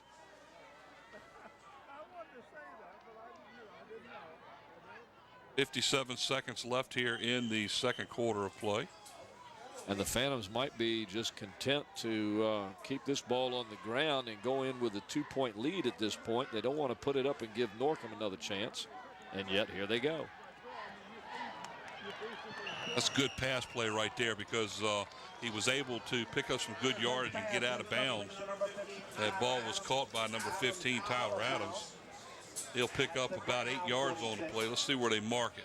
They mark it at the 46, so we'll pick up 7 on the play. Second down and 3 now for the Phantoms. 41 seconds left. Here's that replay of the quick pass to Adams as he just gets it on the 50 and takes it upfield to about the 45 where he gets out of bounds. You know, we haven't seen the ball coming to Mr. Deloach tonight yet. Nope, I don't even think they've thrown at him tonight. Nope. Second down. Anderson back to throw. There's a pass again. I believe that's again to Adams. And he'll have enough to get a first down, and they'll stop the clock for that. But they're going to have to, we got a roughing the passer penalty against Dicey Norcom. As Anderson is struggling to get around here. And let's see, looks like he's going to be okay. He was walking a little wobbly. But that's going to cost Norcom 15 yards plus. Roughing the passer against the defense. That's a 15-yard foul tacked on from the end of the run. First down. See if we can see anything right here. See if he gets hit. We missed it on that when we see the completion to Adams. The Phantoms will call a timeout here with 35 seconds left, and the ball's moved well into field goal range now, all the way down inside the 25 to the 23-yard line. So the Phantoms will have good field position here with 35 seconds to go before half. That'll leave Phoebus with 1 timeout too, by the way. Yeah, they've got time for a couple of running plays and maybe a pass. And then if they have to, they can kick the field goal. We're going to have a little bit of a time out here, ladies and gentlemen, on tonight's crew. On the cameras, Wube Grube, Susan Bowers, Gene Wheeler, and Steve Fryer. Graphics and animation, Mr. Andy Foley. Our slow motion and instant replay is Krista Campbell. The camera control operator, Renee Camden. The chief engineer, Don Scharouse. Our engineer, Greg Lesko. The director, the big man, the producer, Scotty Bowers. Up in the booth, Mike Hauser, Paul Rowe, Brent Musgrove, Frank Edgar, and Bob Hintz. We're bringing you this game today, November 26, 2011, 2 days after Thanksgiving. It is the championship game of the Eastern region. And so far here in the first half, there's only been a total of 4 penalties. 3 of them have gone against Norcom, 35 yards. Phoebus has been penalized 1 for 5 yards. Pittman on the night so far, 18 carries, 88 yards. He's been a busy bee, and here goes Pittman again up the middle. He gets down near the 20-yard line, and it looks like that's as far as he's going to get, and the clock continues to run. And Phoebus calls their last timeout with 28 seconds to go. 28 seconds, maybe 2 plays and a field goal attempt. Yeah, they're going to have a couple of plays called here. Should be none. Looks like they've got 1 more timeout. And if that's the case, they're in a lot better shape than I thought. They've got time for a run, a pass, and a time, or a pass and a run and a timeout. I thought they had used one early in the first quarter. I guess not. So each team both has 1 timeout left. 28 seconds to go. 14-12.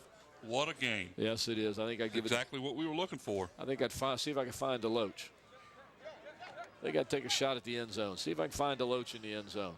Well, they haven't even attempted to throw to him yet in this game. That's he's bigger than anything that's back there on the corners. I just put him straight toward the corner. I'd throw the ball up, see if he could get to it. If you got it, you got 6. If you miss it, clock stops. You run it, get in position for the field goal, and go from there. So let's see what happens. And here we go. But I'm not a coach, and that's why I'm up here. Anderson back to throw. Pass over the middle. That ball was intended for Deloach. Yeah, it looks like Swan number 1 and number 5, Justice Sullivan, just ran into each other. But that pass was intended for Deloach over the middle. Was Deloach over there somewhere? Yeah, right there. I didn't even see That's him. Deloach who just walked out of the scene. Looked like he was throwing to Norcom. Out of the frame, yeah. Out of the frame. Out of the frame. 23 seconds to go. Ball still sits at the 19-yard line. Now 3rd down. I think I'd give it to Pittman, put him up the middle, gain some yardage, set the ball up for a field goal attempt. Mr. Robert Johnson there in the yellow sweater, the principal of Phoebus High School.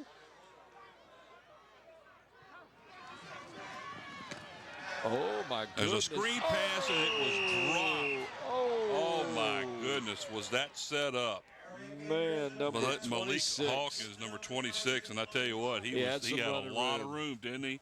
He had some running room. He could have head to the sidelines. He could have turned up, or he could have got out of bounds. That was an outstanding call right there. Wow. Look at this. He was wide open. He at least had the 10-yard line easily. Look at this ground view shot here. Anderson's like, oh, my gosh, can't believe it. Oh, man. So we'll attempt a field goal. It looks like Anderson will come in and attempt a 36-yard field goal.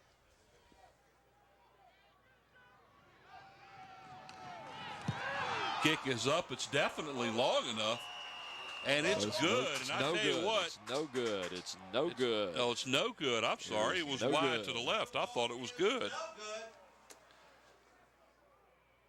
Boy, did he put a foot into that one. Yes, he did. For a young man with a groin injury, he had something behind that one. So the no good extra field goal there. Let's see. Here's the extra point. The extra he point. Gets it up. Plenty of distance. You must, what was it, wide to the right? Wide right. Wow. Wide right. Anderson, 3 for 7 in the passing department, 22 yards. So with 15 seconds left, Norcom will have the ball first and 10 at their own 20-yard line. 3 wide outs, 2 to the near side in the I formation. There's a handoff to the fullback up the middle. He's bulling for some yards there. He will pick up more than 10. Let's see, looks like they're going to mark it right at the 30. That was Aaron Parker, number 25 for Norcom. I believe that's his first carry of the game. Down to second carry, I'm sorry. It is 4 seconds left, and they've started the clock. So that will end it here in the first half of play. At the end of the first half of play, it's the Phoebus Phantoms 14 and the Norcom Greyhounds 12. We talked about the kicking game being a factor in this, remember? All right, folks, right now we're going to go down to Bob Hintz on the sidelines, where he has a very special guest tonight where he's going to interview. All right, thanks, guys. I got Commish Mick McCula here. And Mick, I appreciate you taking time. There's a couple things I want to find out. First of all, let's talk about the crew, because it's important how they pick the crew for playoff games. All right, well, Bobby, we have 7 crews of 7 officials, okay? So that's 49 guys. Now, what was happening here during the season, I have a committee with myself. I have 2 other guys myself. We get out and we actually observe these guys, okay? We grade them. We grade them on their performance, their positioning, all right? Plays that we say are correct or incorrect, you know, but in terms of position. I don't like to call, I don't get involved with judgment, because judgment, you have to be on the field, you got to be there, have done that. But it's where are you? Because if you're not in the proper position, then the chances are you're not going to get it right anyway, okay? Right. So you get 7 guys, we're working a 7-man crew all the way through. All of ours used to be just the playoffs. Now we got them for the whole year. And then I also, I have my own camera, so I videotape them.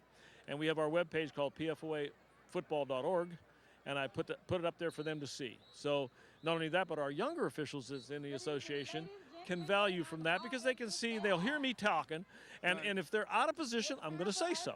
Right. So we have open communication in our ranks. There is this, and my door is always open to them. So you know, but it's all about performance, Bob, because you can't make it to this level if you're not at this level, Right. and that's what we try to do. Well, let's talk a little bit about how you get the youngsters in. Oh, okay, thank you. We have a recruiting program. So at the end of this season, we'll already be out sending flyers out. We put out all the information we can to the schools, local schools, colleges, trying to recruit young men, especially football players, guys that have played the game. If we can get those guys to come forward and be part of that again through the officiating ranks, we'll love that. Right. Okay, now that, like I was telling you earlier, we had 20 recruits came in this year, and we retained 16 of those 20. So it's astounding. That's the best, most we've had, and we're asking for more. So if anybody out there listening to this wants to be a football official, this is the place to be. We've got the best football in the state of Virginia right here. Absolutely. Both You get no AA, argument there. AAA. Yep. So I got all the. We got plenty of high school football. If you think you can do the job, come on out. And I won't scare you away. We'll show you what it's all about, and you're going to see a different game when you're on the field than what you see in the stands. That I can guarantee you. But Well, you'll love it. You'll love Right. it. Well, Mick, I appreciate you taking time to talk with us. I always will, Bobby. You're my man. You know that. All You right, and Brent, good enough. you guys with the local. We use your tapes. I use the stuff that we get here. I'll get a copy of this to use clips out of in my clinics. And so we just love you. We love you. And thanks for having me, for one Right. thing. Well, stay right here, because we're going to leave right now. We'll be back right for the second half, right after these few words. We appreciate football. Come on out, man. Here, we want you. We want you. Welcome back to Darling Stadium here, folks, as we are getting set to start second half of play here in the Eastern Region Division 5 championship game here at Darling Stadium. Phoebus Phantoms out in front was 14-12 over the Norcom Greyhounds. Mike Hauser along with Paul Rowe. And interesting first half. Well, a good first half, as indicated by the score, but yeah, a very interesting one that could have more repercussions as we go into the second half due to some injuries in the first half. Yeah, their main injury, I guess, is by number 3 Atkins, their number 1 running back over there for the Greyhounds. It looks like he may be done for the night. Also, they had a defensive player, number 52. He also got hurt, too. That was Antoine Royster. He's also offense. He's the tackle on offense, and he was one of the big reasons why they were picking up some yardage inside. And once he was gone, that kind of slowed down. His defense overwhelmed them there. We'll show you a few halftime stats and also some of the highlights of the game. Here are the highlights now. Here's one of your first highlights. This is when Norcom was down right off the bat. First drive, they get a little inside shovel pitch there, and Phoebus has taken nothing of that. They stuffed them there on 4th down and took over. Here we have them eventually scoring with number 2, and that's Martin. Just takes it right in the next time Norcom gets the ball. Good little player there. But then Phoebus answers with Pittman as he takes the ball 27 yards off the right-hand side into the end zone for Phoebus's first score. And then right here, Davon Robinson makes a great interception of a pass put up by Saunders. Robinson takes it near the 50-yard line, and it looks like he's going to go all the way for the score, but he's stopped just shy at the 5-yard line. And, of course, 1 or 2 plays later, who do you give it to? You give it to Pittman. And what does he do? Touchdown, of course. It's real simple. Give me the ball, watch me score. Once again, Saunders for Norcom goes to the air, and watch this pick right here. Laying out and taking that one away from Norcom and giving Phoebus the ball. But later on, Norcom will get on the board as Saunders hits the big receiver Powell in the seam for the score. They try to tie it up with a 2-point conversion, but Saunders' pass is intercepted in the end zone by the Phantoms, and they're denied the 2-point conversion and thus the tie. So we go to the half with a couple of minutes left, and Anderson tries to kick a field goal, and it just goes wide right. So Phoebus will have to settle for a 2-point lead, and they go in with a 14-12 advantage. Mike, like you said, it was an exciting first half. It was a very interesting first half, and it was a very injurious first half, especially to the visiting IC Norcom Greyhounds. And one of those highlights that we just looked at was a definite highlight, Phil. Oh, that was an ESPN highlight there, wasn't it? Interception by Deshaun Summers, diving for the ball was just absolutely outstanding. I mean, the receiver was wide open, and you never know. He could very well have gone in and scored on that play. And I'm going to do something I shouldn't do as we watch Anderson as he warms up on the sidelines there. It reminded me of Jim Edmonds, the center fielder in baseball, when he laid out, and he did this time after time again to make a catch in the outfield. He just lay parallel to the ground, and Summers was parallel to the ground when he made that interception. I mean, he couldn't have timed it any better than that. It was just a that should be on ESPN. Our halftime stats today, by the way, we appreciate the work by Frank Edgar and Brent Musgrove taking care of the stats for us. Norcom outgained the Phantoms in total yards, 187 to 123, but they trailed 14 to 12. 75 yards in the air for the Greyhounds, 22 for the Phantoms. 101 yards rushing for the Phantoms to 112, so that the rushing has been pretty close.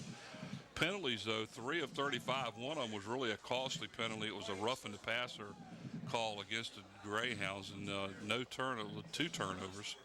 2 turnovers by Norcom, none by Phoebus. Time of possession is pretty close. The only difference of about 24 seconds or so. Yeah. So as we get ready to start the second half of play, the Phoebus Phantoms will be receiving the ball as they lead this 14 to 12 as we get ready to start third quarter action here at Darlin Stadium. 2 things, Mike: the 2 turnovers and the kicking game. Well, 2 turnovers in the kicking game. Phoebus has had two turnovers where they've gotten the ball and they've been able to take them in for scores, and their kicking game has put Norcom back deep in their own end zone back in their own territory on kickoffs, and they've been able to make their point afters, whereas Norcom has had trouble doing that. Yeah. And their kicking game is giving Phoebus great field advantage. They're getting the ball on the 40 to 45-yard line on kickoffs to start. So that kicking, like Bob and Brent, I keep going back to that. Bob and Brent keep saying kicking is going to be the game. Well, so far it's been kicking and the turnovers. Ladies and gentlemen, today's second half of the game will be sponsored by Eric Thompson Realtor. You can contact Eric to buy or sell a home or property. Give Eric a call at 685-3127. And the third quarter of this game will be sponsored by Kaufman & Knowles, with offices in Hampton on Cunningham Drive across from the Peninsula Town Center and in Newport News at City Center. So we'd like to thank both Eric Thompson Realtor and Kaufman & Knowles for their support and sponsorship of the third quarter and second half of tonight's game. Well, let's get going here as the Phoebus Phantoms will get ready to receive the ball. Back deep is Featherston.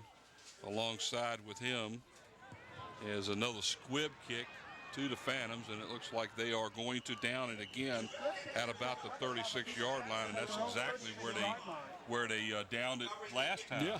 It looked like they were going to let it go for a minute, and somebody realized, we have to get this one. That was Isaiah Jones-Clark pouncing down on the ball. So we will start with the Phoebus Phantoms here in the third quarter, play first and 10 at their own 36-yard line. Watch this little squib kick.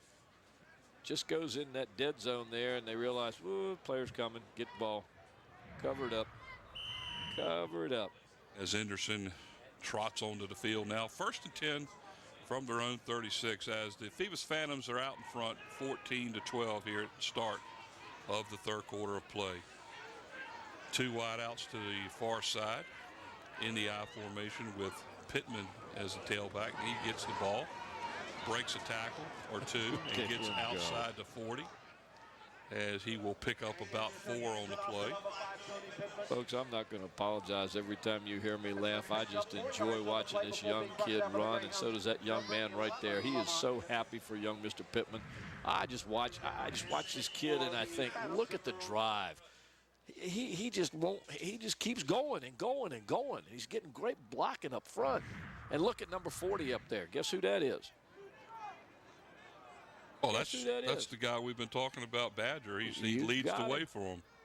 Right there in front. Here's Pittman again. He goes away from where Badger went. Badger came to the outside, and Pittman went right straight up the middle. And Badger's going to turn around to him probably and say, how come you didn't follow me? Well, he's got plenty of other people up there to follow. They've been doing a good job on the front line. Raymond Deloach now coming into the game. Has not been a factor so far here in this game. They threw to him once in the first half. It was incomplete. Yep. Third down and a long 3 here for the Phantoms. They need to get to about the 46-yard line. Here comes blitz. There is. There's Pittman, and I tell you what, there's the running back now. Scored a touchdown on him. He's got the lead. He's dragged down from behind at about the 7-yard line. Mike, that's twice where Norcom has blitzed on that side, and twice Pittman has busted it. He broke through, that's right. Look at the blitz come in, and he went right into the blitz on that one. He went right into it. Well, that'll give him over 100 yards for the night. 51 yards on the game. That'll give the Phantoms first and goal. Look at this great shot of the ground level coming right at us, ladies and gentlemen. Watch him as he goes down that sideline. A little bit more kicking speed right there, and he'd have made it to the end zone.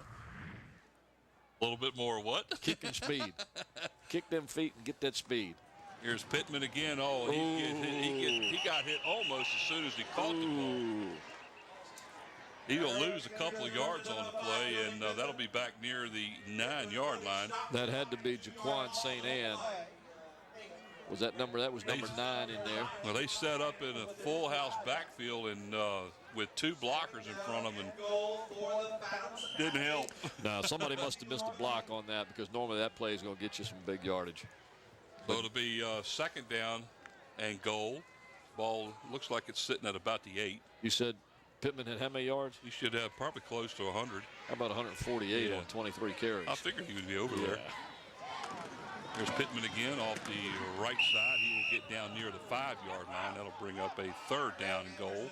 Norcom getting tough right here, ladies and gentlemen. There.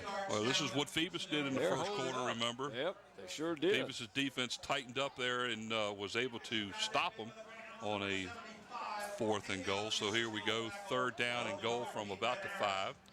Now, twice today, Pittman has scored off the right side. Right off tackle. Well, that was also when the linebackers for Norcom came right up to the line. He was able to break free. Let's see what happens here. Same play. But they stop him. They stop him, yeah. He didn't get anything. He was stopped right at the line of scrimmage. Nothing going there. So something I've noticed here on these last 2 plays, Mike, the defense is just basically not going anywhere. They're punching to the line and then kind of holding to see where Pittman goes and filling every gap. As you see, school board member Phyllis Henry there in the middle of your screen, and Kevin Davis, the assistant principal over at Kickoff. He used to be with Phoebus for many, many years. Crimp has come in now. The principal there. Crimp come in now to kick a 22-yard field goal out of the hold of Anderson. Kick is up long enough, and it's good. So the 23-yard field goal by Crimp will extend the Phantoms' lead down to 17-12 with 8:05 to go in the third quarter of play. So Jeff's boy comes through again as he puts this one right square through the uprights. Phoebus extending their lead to 5 points. Deanna, she's the athletic director there at Phoebus.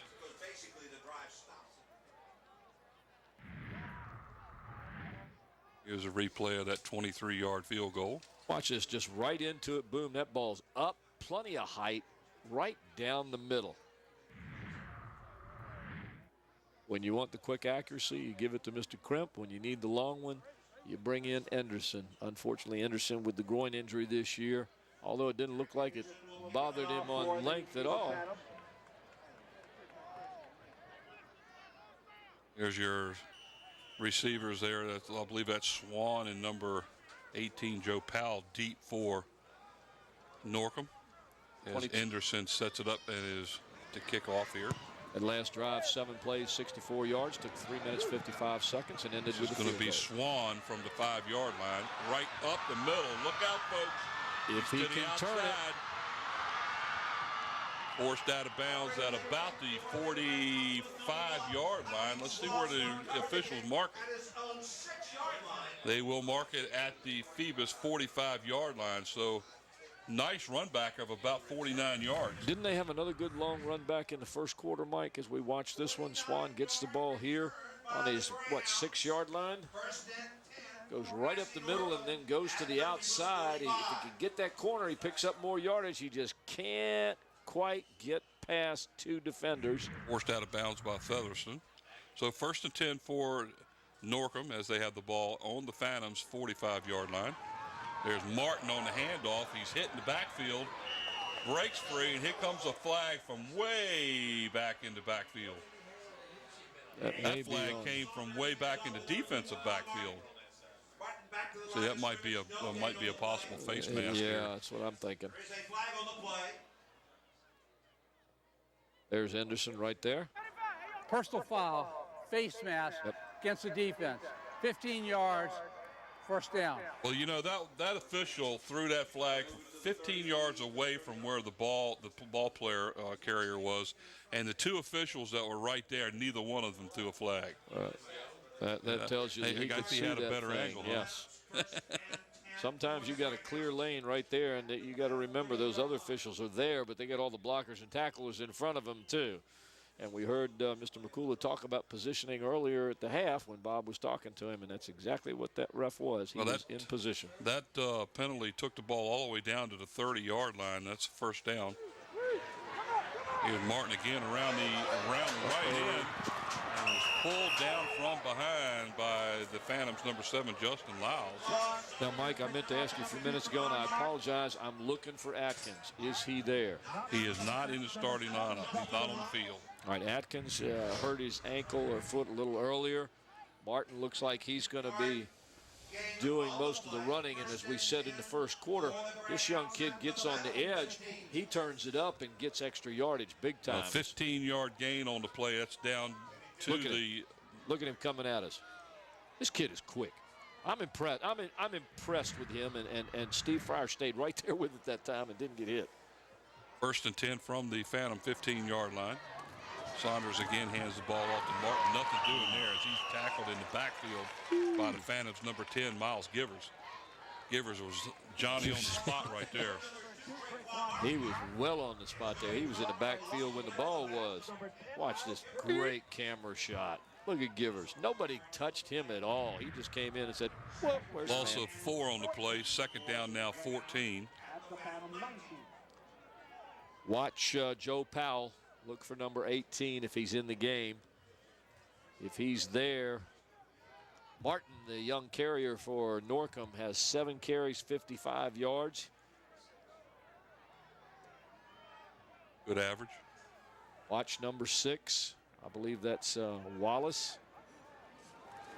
Saunders back to pass. A screen right across the middle. It's complete to number 1, Swan. He's going to pick up nothing there as he gets back to the line of scrimmage, and that's it. He's going to pick up what? He's going to pick up nothing there. Nothing. Yeah. He picked up zip. And I wonder why Justin Boombox Lyles said, watch this, says, Boombox. So there it is. 3rd down and 14.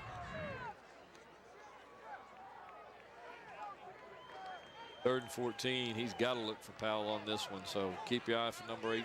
And they're taking a lot of time getting this play off. 3 wideouts to the far side. Saunders takes the snap back. Starts to go running up the middle. He's not going to get locked there. He may pick up maybe a yard. And that'll bring up a 4th down and about 13 as the ball will be marked at the 18-yard line. Good pressure brought by the Phantom defense this time, but I think Saunders pulled it a little too quick personally. He should have waited a beat or two and see if he could find something, unless that was supposed to be a quarterback draw. And if it was, it didn't work very well. So 4th down and about 13. They need to get the ball down to the 5 to continue to drive. So a big play right here for the Phantom defense. 4th and 13, they're going for it. 3 wideouts again to the top. Look for a blitz coming from the outside by the Phantoms. Nope, they pulled back.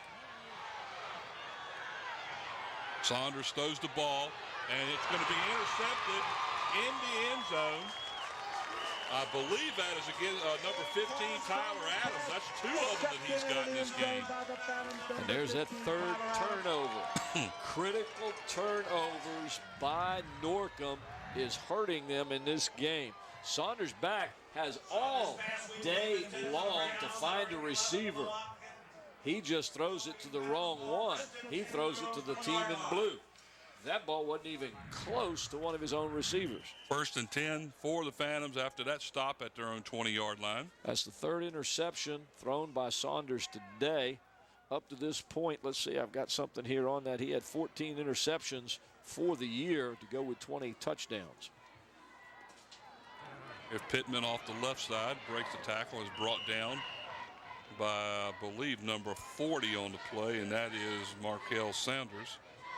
Now he will pick up a few yards on the play. Now here, Mike, you know what we're going to see from here on out. Phoebus with a 5-point lead, 4 minutes left in this. Yeah, 4 minutes left in the third quarter. You're going to see Phoebus controlling the game on the ground. They're going to run. They don't mix in a pass every now and then.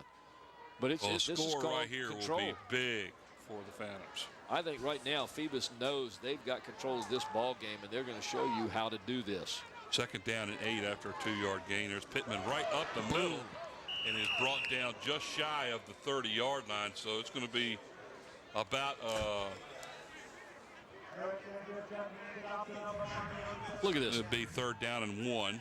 He doesn't look to break any runs loose. He just looks to bust through the line and hit people and get as much yardage as he can.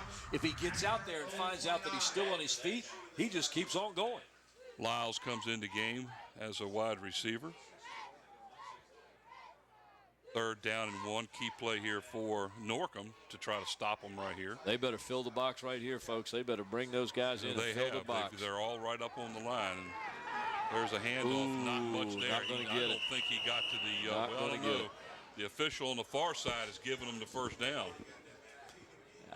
All he has to do is touch the 30.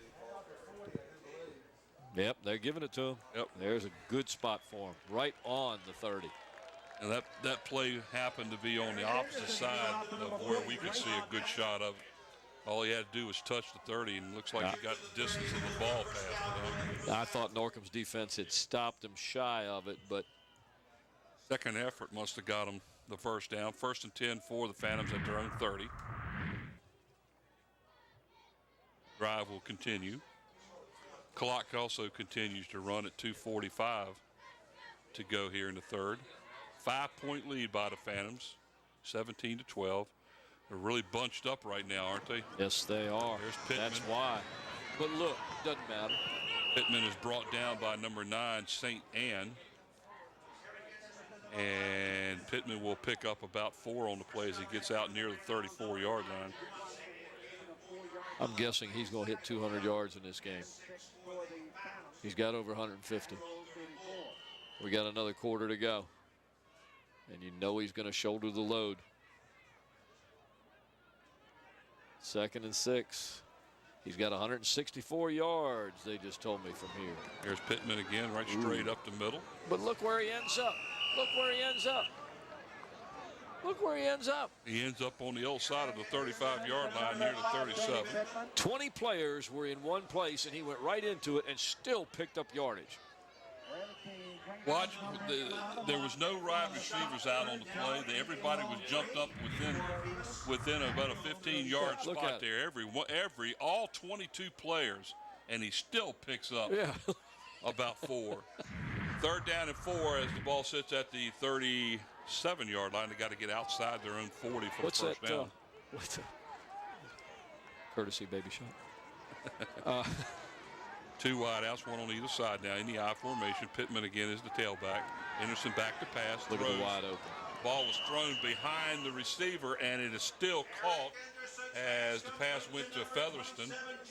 And that will be enough for a Phantom first down as the ball is down at the 42-yard line. You know, they nicknamed Pittman the Pit Bull. Tell you what, there's a song watch his catch. He had to actually go behind him to pick it. But he got it. He did. Good job by Featherston to keep the drive alive. The Pit Bull needs his own song. There was a song called The Candyman Can, The Pitman Can. We'll change the words. There he is. There he is on that same play to the right side as he is brought down at about the 40.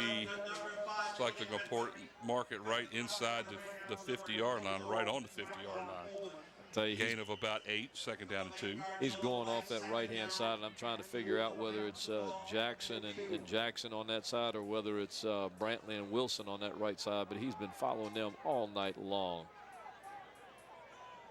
2 wideouts now to the near side. Deloach is the inside receiver, the slot receiver.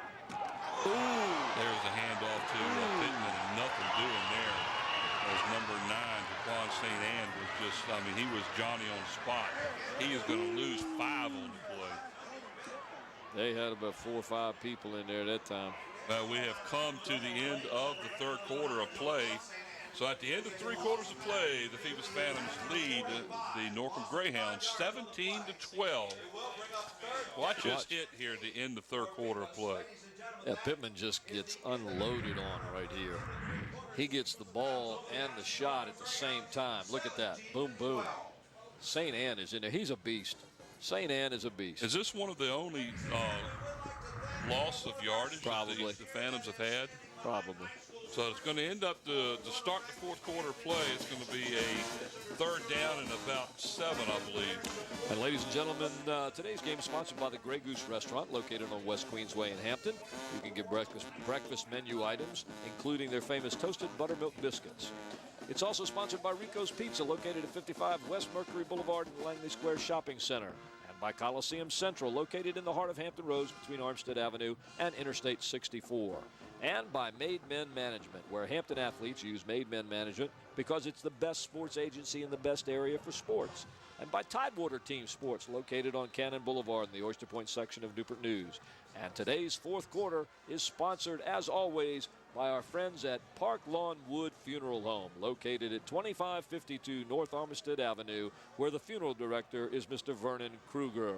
Thank you to all of our sponsors who help us bring these games to you on Cox Channel 48 and Verizon Fios Channel 23. Third down and 8 now for the Phantoms. Anderson back to pass. And the ball was thrown under, and it was intended for number 27, Featherston.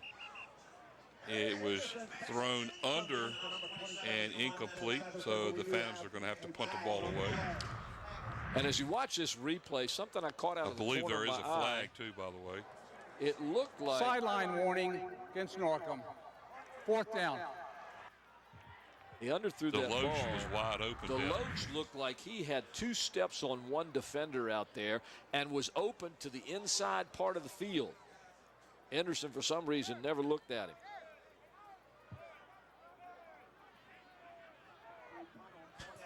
And so this will be a fourth down, and the Phantoms will have to punt the ball away. Anderson standing at about his own 30-yard line. Is this their first or second punt? Second punt? Yeah. Endover in to Swan as it gets inside the 20 down to the 16. Swan picks it up, and he gets outside the 20 to about the 23. That's where the Norcom Greyhounds will take over first and 10. So that was a 13-yard run because he ran 10 yards laterally and 3 yards forward. There you see part of the good crowd here on the Phoebus Phantom side. All the supporters for their Phantoms leading 17-12 here at Darling Stadium on November 26, 2011. Well, nobody's leaving tonight, guys. No. This game is far from over. It's only a 5-point lead. Look at that packed crowd there. Great crowd for the Phoebus Phantoms this time. Look at those guys. Look at this. That filled in quite nicely. That must be Gene Wheeler giving that shot. I can tell the Gene Wheeler shot.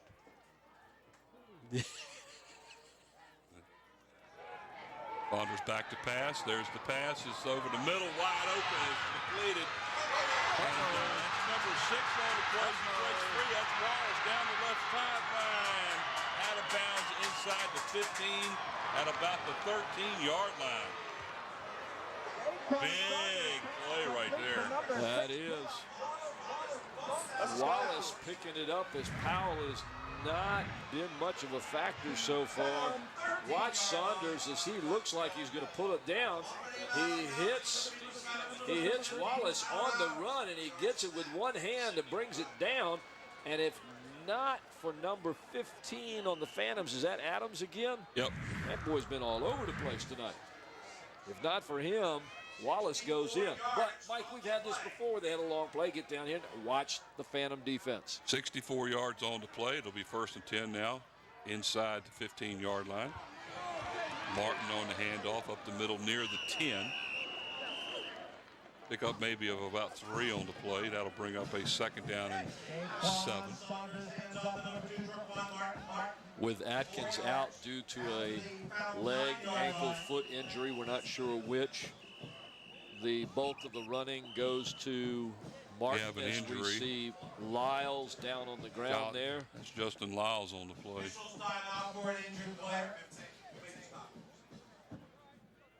Looks like he just did something to his hand or his thumb there. He's holding on to that. He just says, I'm not coming out. Oh, that hurts. Yeah, he's going to come out for a little bit here. Got another man down here. Good gracious.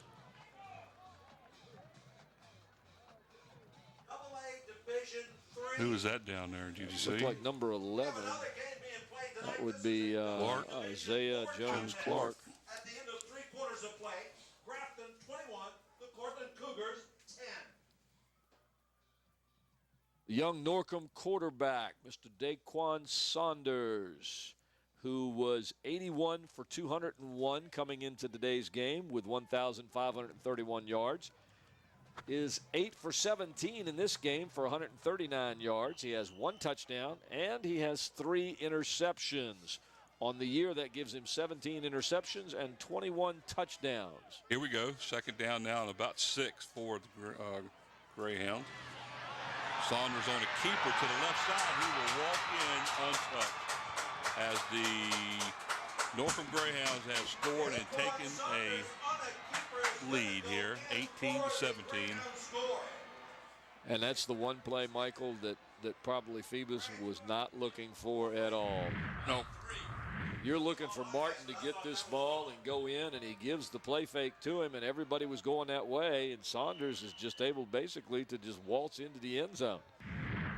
That's using your head and your noggin. So let's see what they're going to try to do here. Are they going to go for 2 here on the extra point? I think they are. I don't think they're going to lead go by to 1. Whatever kicking game they had. They've got to go for 2. Got to make it a 3-pointer because you know that Phoebus has the ability to kick the field goal. Saunders back to throw. Option. There he is. Wide open in the back of the end zone. Flag. It's going to be against Phoebus, I think. Well, the extra point, 2-point conversion is good, and there'll be a late hit called against the Phoebus Phantoms after the play. Saunders, after that touchdown run, they had to pay attention to him. So when he rolls left and then puts it up and pulls it down, everybody After the play, slacks off. a dead ball, personal foul against the defense. That will be administered on the kickoff. The try is good. 20-17 now with 10:52 to go as the Norcom Greyhounds have regained the lead. And that scoring drive, Mike, 3 plays, 77 yards, took 51 seconds, and culminated in a 10-yard touchdown run by the quarterback, Saunders. Yeah, it looks like the Phoebus Phantoms offense is going to have to get untracked here now. 10:52 to go in the 4th quarter of play. Well, I don't think it's so much as getting untracked. They just keep giving it to Pittman, and they were getting time off the board. They had a lead. They were in control of the game. I don't think they're going to be too worried. Their ground game works real well. What's going to have to happen here is that Norcom's defense is really going to have to step it up, knowing that they're going to have to stop Phoebus's running game. Phoebus, second half penalties. They've had 2 for a total of 30 yards as they mark this one off, bringing the ball to the Phantom 45-yard line where Norcom will kick off with its, I'm going to guess they'll quick kick that squibby kick again they've been doing most of the game. They were offside. Let's throw the flag. There it is. They did get the flag, so Norcom, they'll push that back 5 Prior yards. to kick, encroachment against a kicking team. 5 yards, re-kick. We'll kick that it from the happened 50, right in front right? of us. It couldn't help them miss that, right? Yeah, Brent next door here said they almost ran over the official.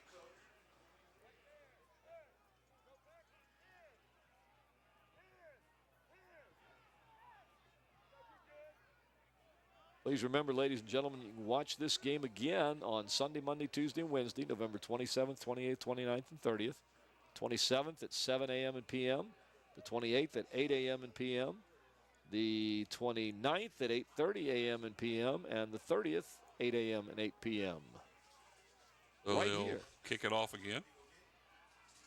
Stay tuned to LSC for all your high school sports.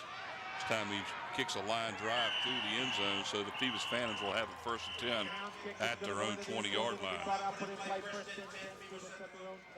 Phoebus at the 20, 10:52 left in the game. Darling Stadium, November 26th, 2011. Regional championship. Now, It's the winner the of this game, folks, will play the Northwest winner, who was North Stafford. Yep. Next Saturday afternoon at 2 p.m. Either here or somewhere. More than likely it'll Southside. be Harbor Park. If Norcom wins it, it'll be at Harbor Park. And They wouldn't go to the sports complex over there? They Harbor wanted to play Park. this game at Harbor Park. Ooh. And if the Phoebus Phantoms come back and win this one, then they will play it here, obviously, at 2 p.m. tomorrow or Tuesday, next Saturday. And you just said what? If the Phantoms come back. The Phantoms can come back and win this game. Comeback team. That's right. 6-yard gain on the play. That'll make a 2nd down and about 4 for the Phantoms.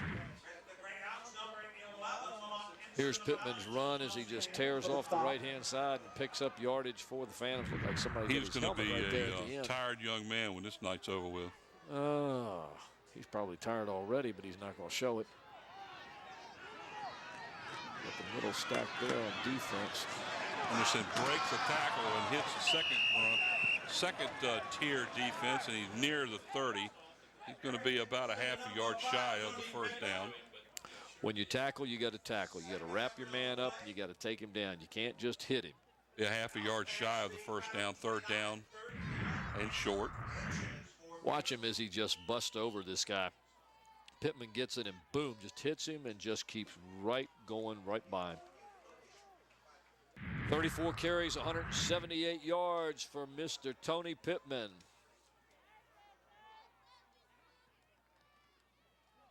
Pittman to this side again, and he will have enough for a 1st down as he's down at about the 32-yard line.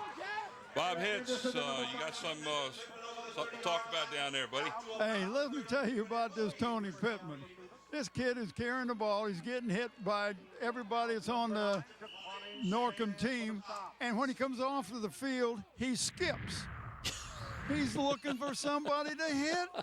I've never seen anything like it. He doesn't look like he's tired. Give me the ball. Let me run over somebody. What an animal this young. I mean, he's a man among boys out there. He is, Bob, and if you've ever seen him without his pads on, he is just ripped. Uh-oh, here we go.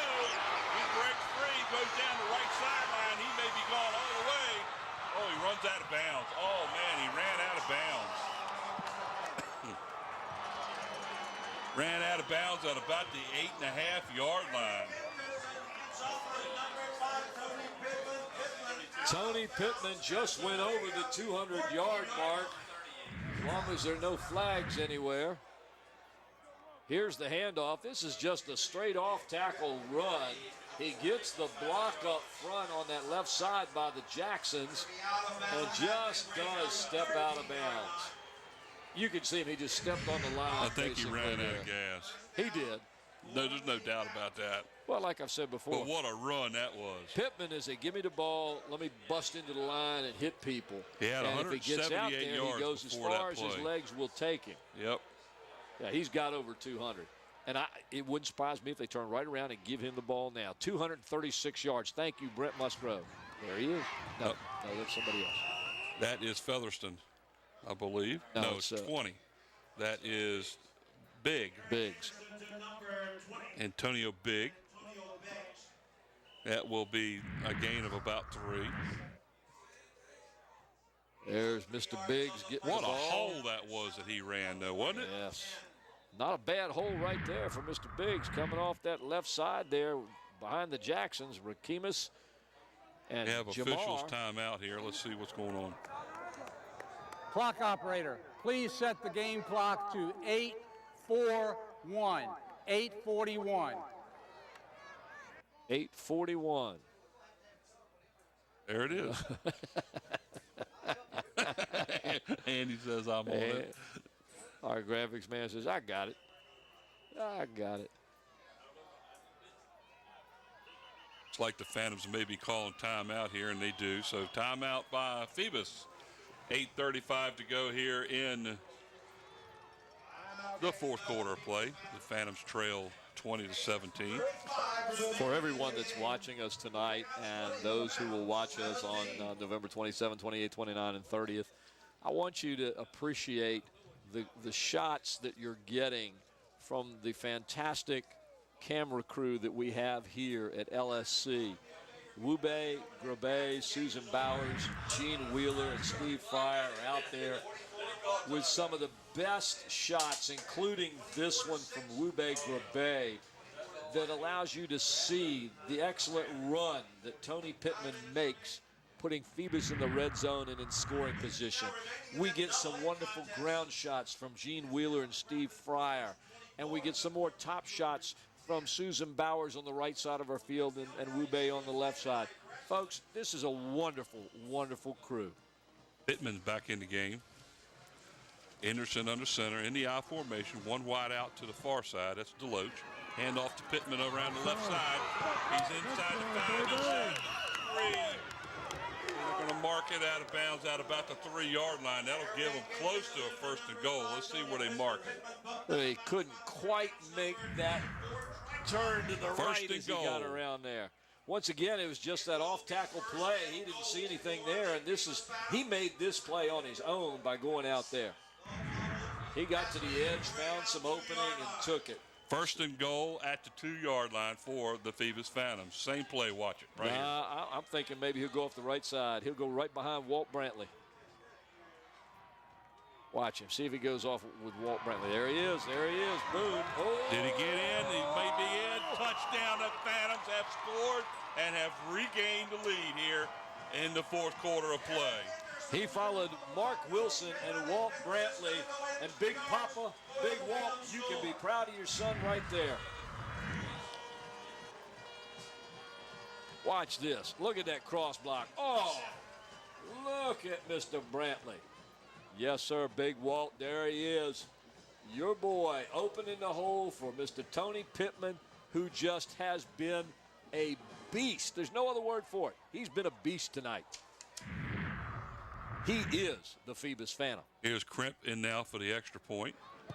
Kick is up. It's long enough, and it's straight. It is good. So the Phoebus Phantoms have jumped back out in front now as they lead 24-20 with 8:24 to go here in the fourth quarter of play.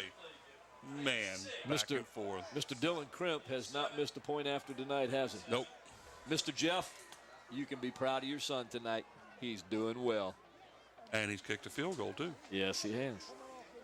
And the Phoebus Phantoms are back on top. Ladies and gentlemen, you're watching LSC, your local sports channel, Cox Channel 48, Verizon Fios Channel 23 from Darling Stadium. Nice 80-yard drive, huh? 7 plays, 80 yards, 2 minutes, 27 seconds, and look at Pittman just, Question is how many yards total did Pittman have in that entire drive? All of them, I think. Pretty much all of them, except for one run, I think. One run of 3 yards. Yeah, Biggs got that one. I tell you what, when Norcom goes home tonight, whether they win or lose this game, they're going to have nightmares of Pittman. I can tell you that right now. And just think if Belfield had been in the game. Good gracious. Who's going to stop Phoebus? Yeah, we're watching and we're getting the yeah, guys there he in the is truck. standing right there. When Pittman goes over the sideline, folks, he doesn't even sit down. He's walking around waiting to get in the game. He's standing on the line. Right now, he's standing up there. He should be sitting down. He's not tired. He's not even close to being There's tired. a little pooch kick. Swan, he should be down right there as his knee hit the ground when he caught it at about the 19-yard line. Oh, that helps Phoebus out a lot right there. Little pooch kick by Anderson. And Swan wasn't happy with that because he knew he'd made a mistake when he went down for it. Let's see if we can see it again. Oh, yeah. Watch him as he goes down right there. Knee down. That left knee hit the ground, and he's automatically dead. He knew it. Look, he knew. That's one of those things where you just go, ah.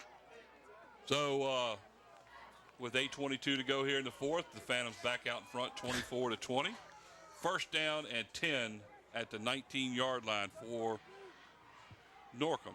Plenty of time for Norcom on the board. They don't need to be going up top all the time. They can run the ball. Let's see what they do. Here comes the outside blitz from Phoebus. Andres has a quick handoff right there to Martin. He breaks free out to the 40 to the 45 where he's finally brought down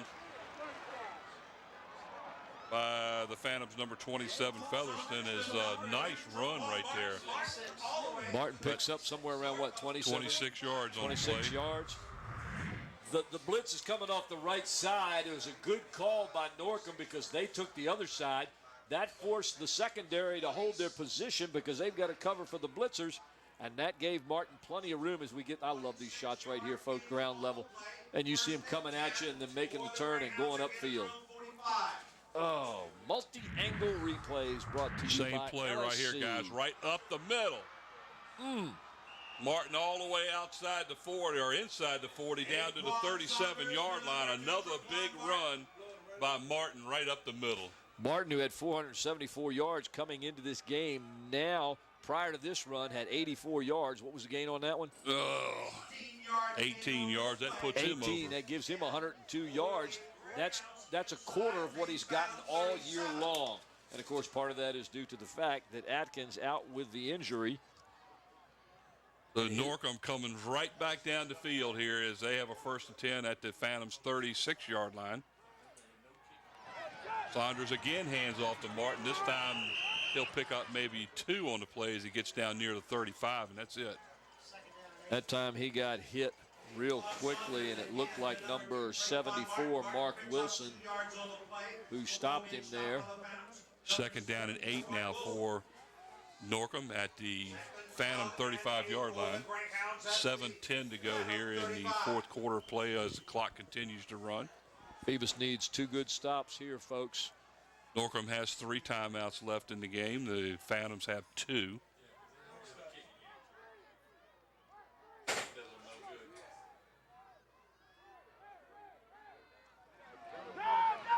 Martin again off the left side. He'll get near the 30. He'll pick up maybe 4 on the play, gets down to the 31. They keep going a little further out toward the edge on each one of those plays. They would love to get Martin on the edge and have him break up field loose. 3rd down and about 4 now. Key defensive play right here for the Phantoms. 6:20 to go.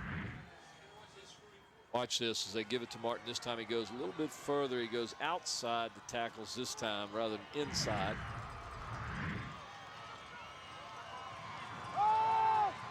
Back to pass over the middle, wide open. It's complete down to the 15-yard line. And there's Powell, Joe Powell.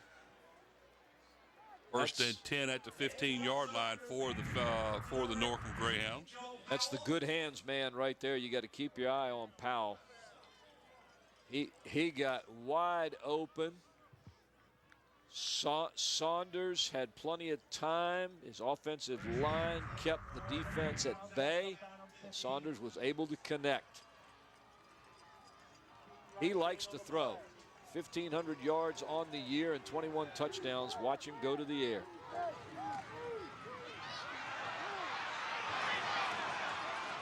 And off to the up back. That was, number 25? Parker, Aaron Parker.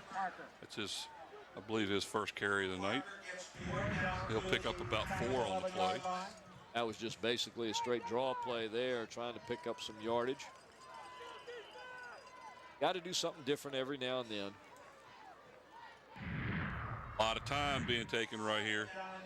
A whole lot of time, but we know that Norcom is not going to worry about a field goal. They're 4 points behind, so that's not going to do them any good. I would figure that there'd be a delay of game here. This has been a long time getting this play off. It's not. Still long. Back to pass. Screen overthrown, intended for Martin, number 2. With that pass, Saunders is now 10 for 19. He's got 156 yards through the air.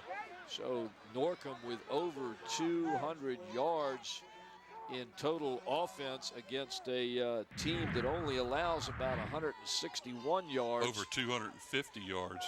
Is it 250 Yeah, yards? because the running back's got over 100 yards. Oh, that's right. That's right.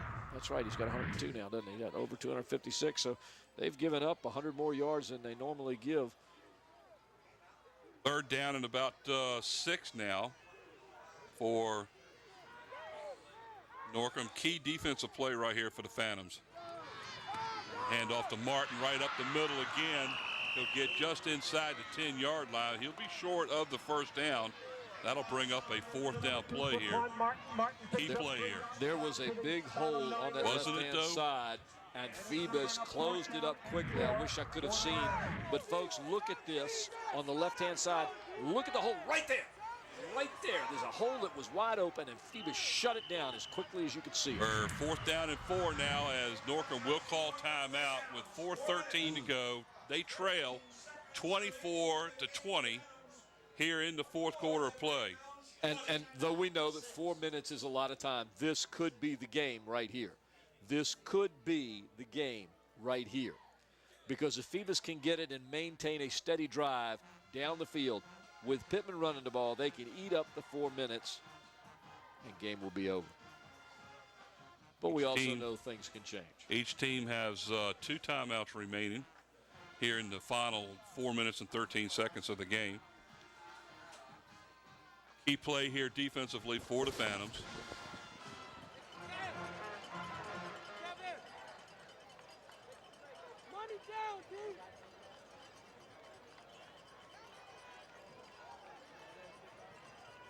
So the Phantoms talk it over here, and they will get ready to go. There's Pittman on the sideline.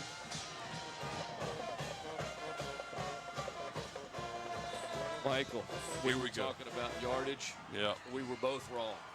Norcom has 349 total yards in offense tonight. Wow. Yeah. Wow. That's a lot of yards and only 20 points. Here we go, 4th down and 4. Key defensive play right here for the Phoebus Phantoms. Ladies and gentlemen, stop what you're doing right now. Stand still, look at your screen, watch this play.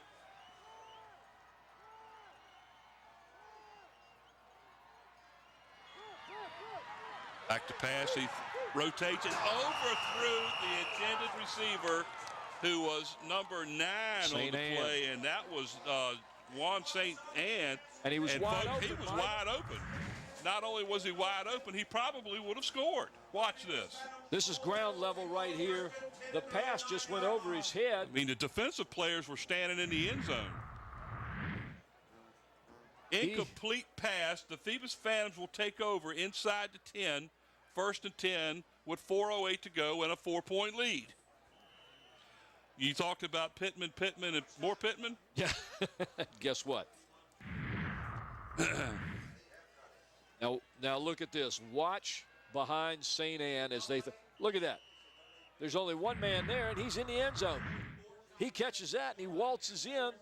It's a different game. Dead ball, substitution infraction against the defense. 12 men on the field. It's a 5-yard penalty. Remains 1st down. Well, that helps a little bit. Brings them a little bit further now out. it's 1st and 5 now. But the ball's a little bit further away from the goal line. If I'm Norcom, and the clock will continue. Well, I guess the clock won't run until they snap the ball. But if I'm Norcom, I put everybody in the box. I put one man in the back.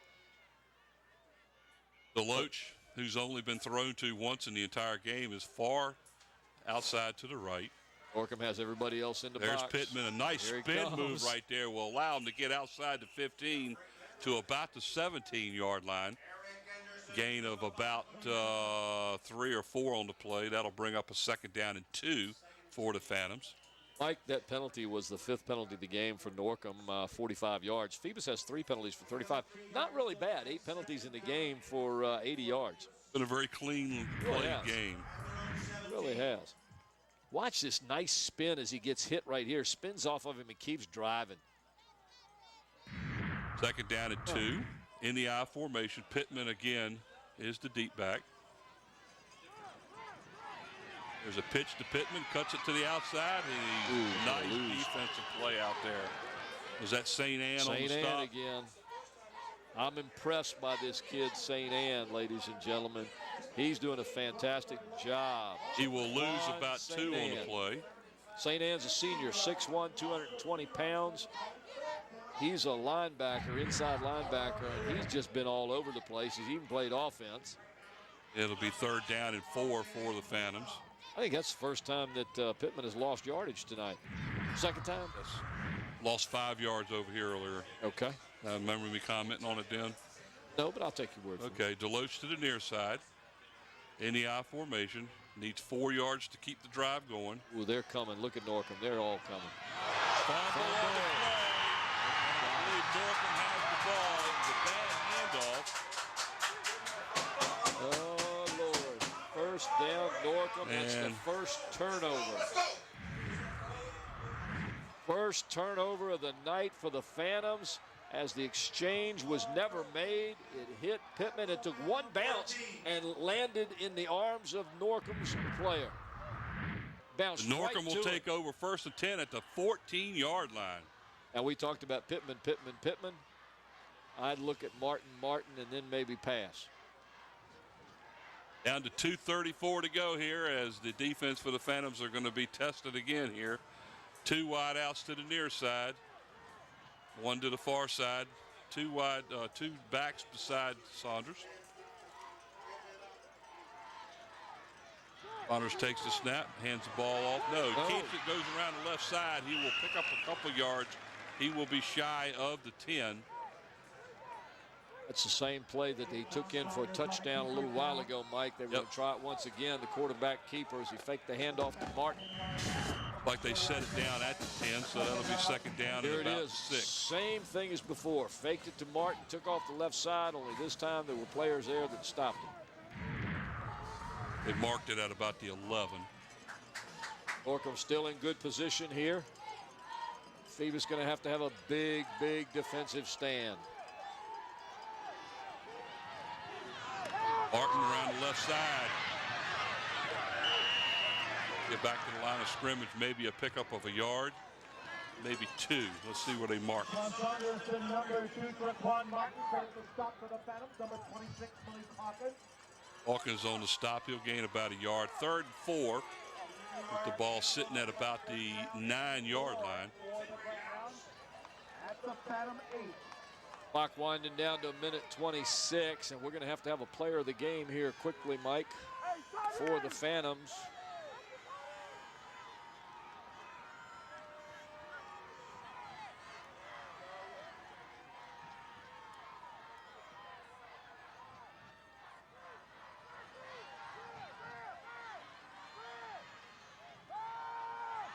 Saunders gets flushed out of pocket. There's the pass. It's short, and it's incomplete.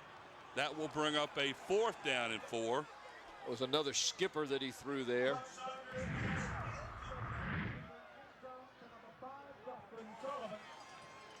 Here's a replay. He's looking for somebody and skips it on the one And bounce. boy, he was open too. So, folks, last time I said this play could be the game. Well, I'll tell you what, this is the game.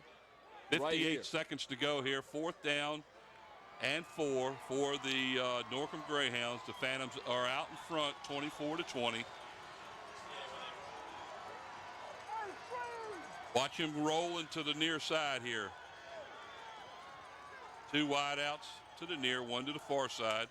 Saunders, there's that pass over there. It's caught, and it's no good. He was out of it. Looked like the ball bounced off his chest.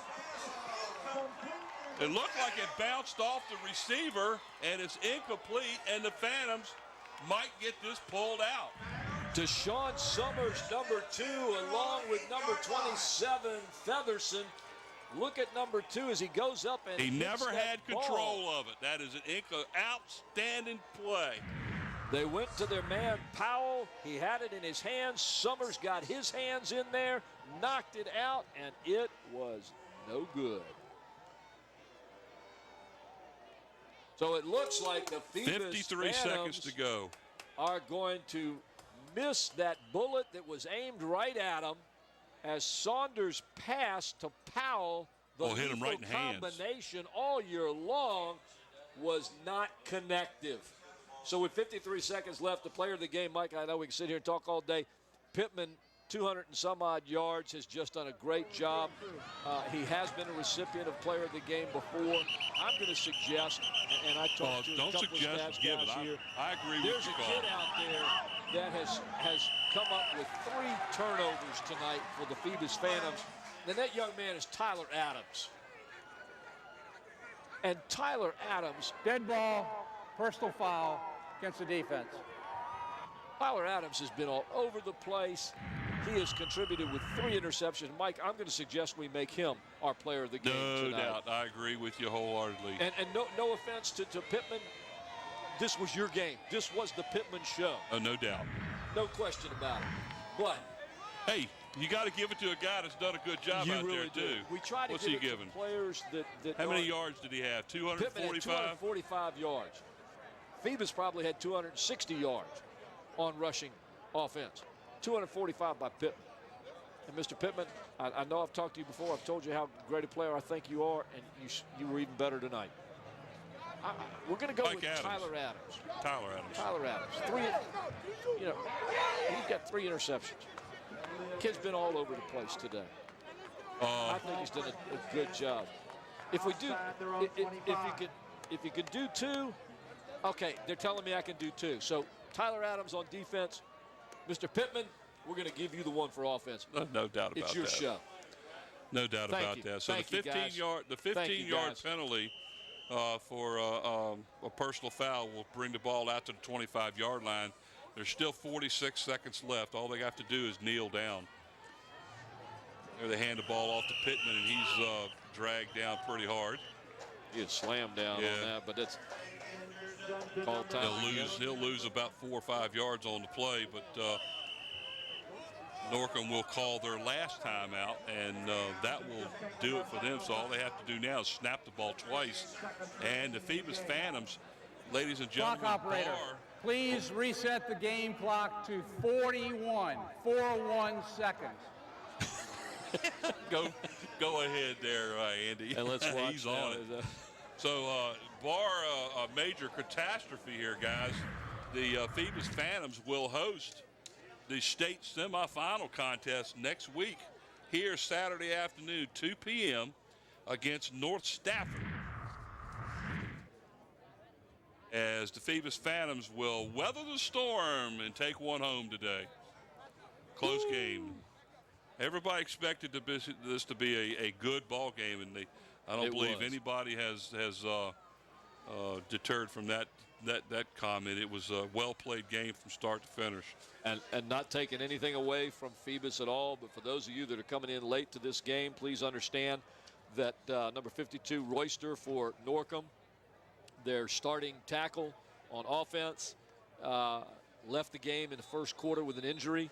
And then in the second quarter, the big running back Atkins with a leg injury, ankle injury, went out, did not come back in. 2 key players for them leaving the field. Now, please understand also that Phoebus played the entire game with 970 yards sitting on the bench with Mr. Belfield out for the game. Yep. This is the victory hike. The victory snap. Anderson takes a snap and downs it. So that will bring up 3rd down as the clock continues to run. Phoebus High School has 287 total yards on offense. Pittman had 245 of those. Norcom had 355 total yards on offense against one of the better defenses in the state. Phoebus's defense came up big when they had to. Several times. Getting in the red zone, Phoebus just locked in.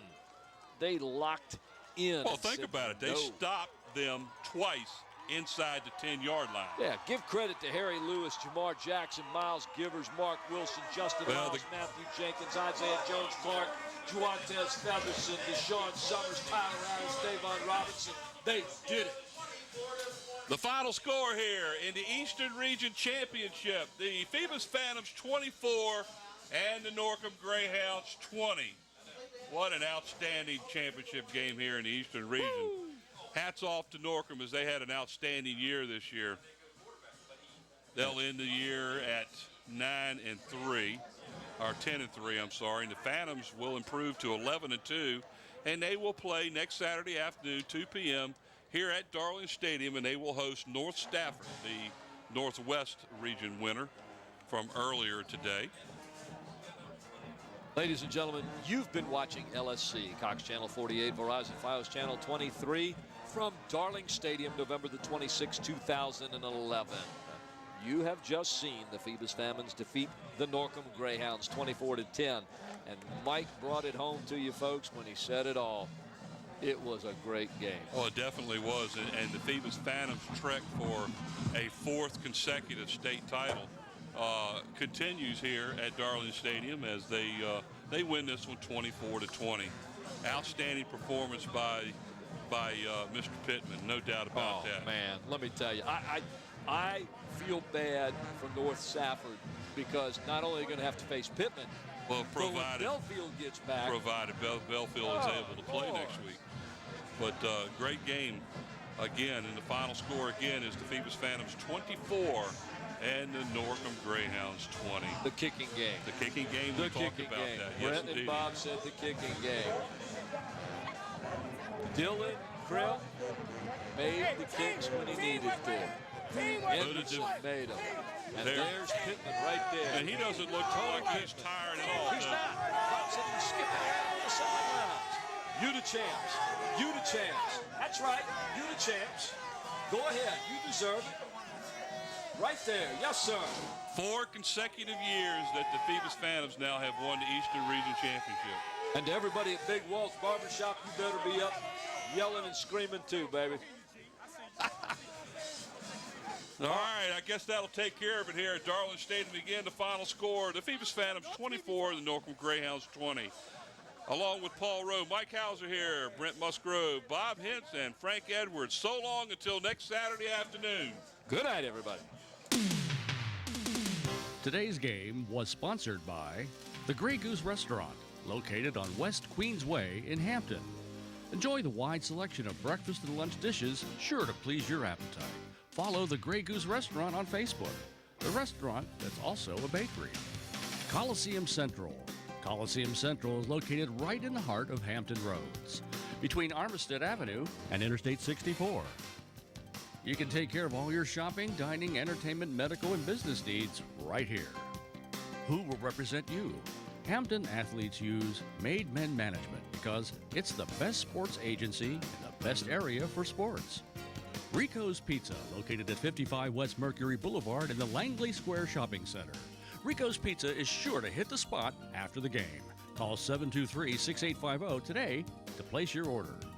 Tidewater Team Sports, located at 11839B Cannon Boulevard in the Oyster Point section of Newport News. Tidewater Team Sports is your one-stop sports headquarters for screen printing, embroidery, uniforms, and apparel. Call 594-0411 and talk to David Chubb or Terry McNamara. Today's game was sponsored in part by attorneys at Kaufman and Knowles, with offices in Hampton on Cunningham Drive across from Peninsula Town Center and in Newport News at City Center. Kaufman and Knowles. We can and we will. Park Lawn Wood Funeral Home, located at 2552 North Armistead Avenue. The funeral director is Vernon Kruger. Beach Hardware, located at 1951 East Pembroke Avenue in the Buckrow Shopping Center.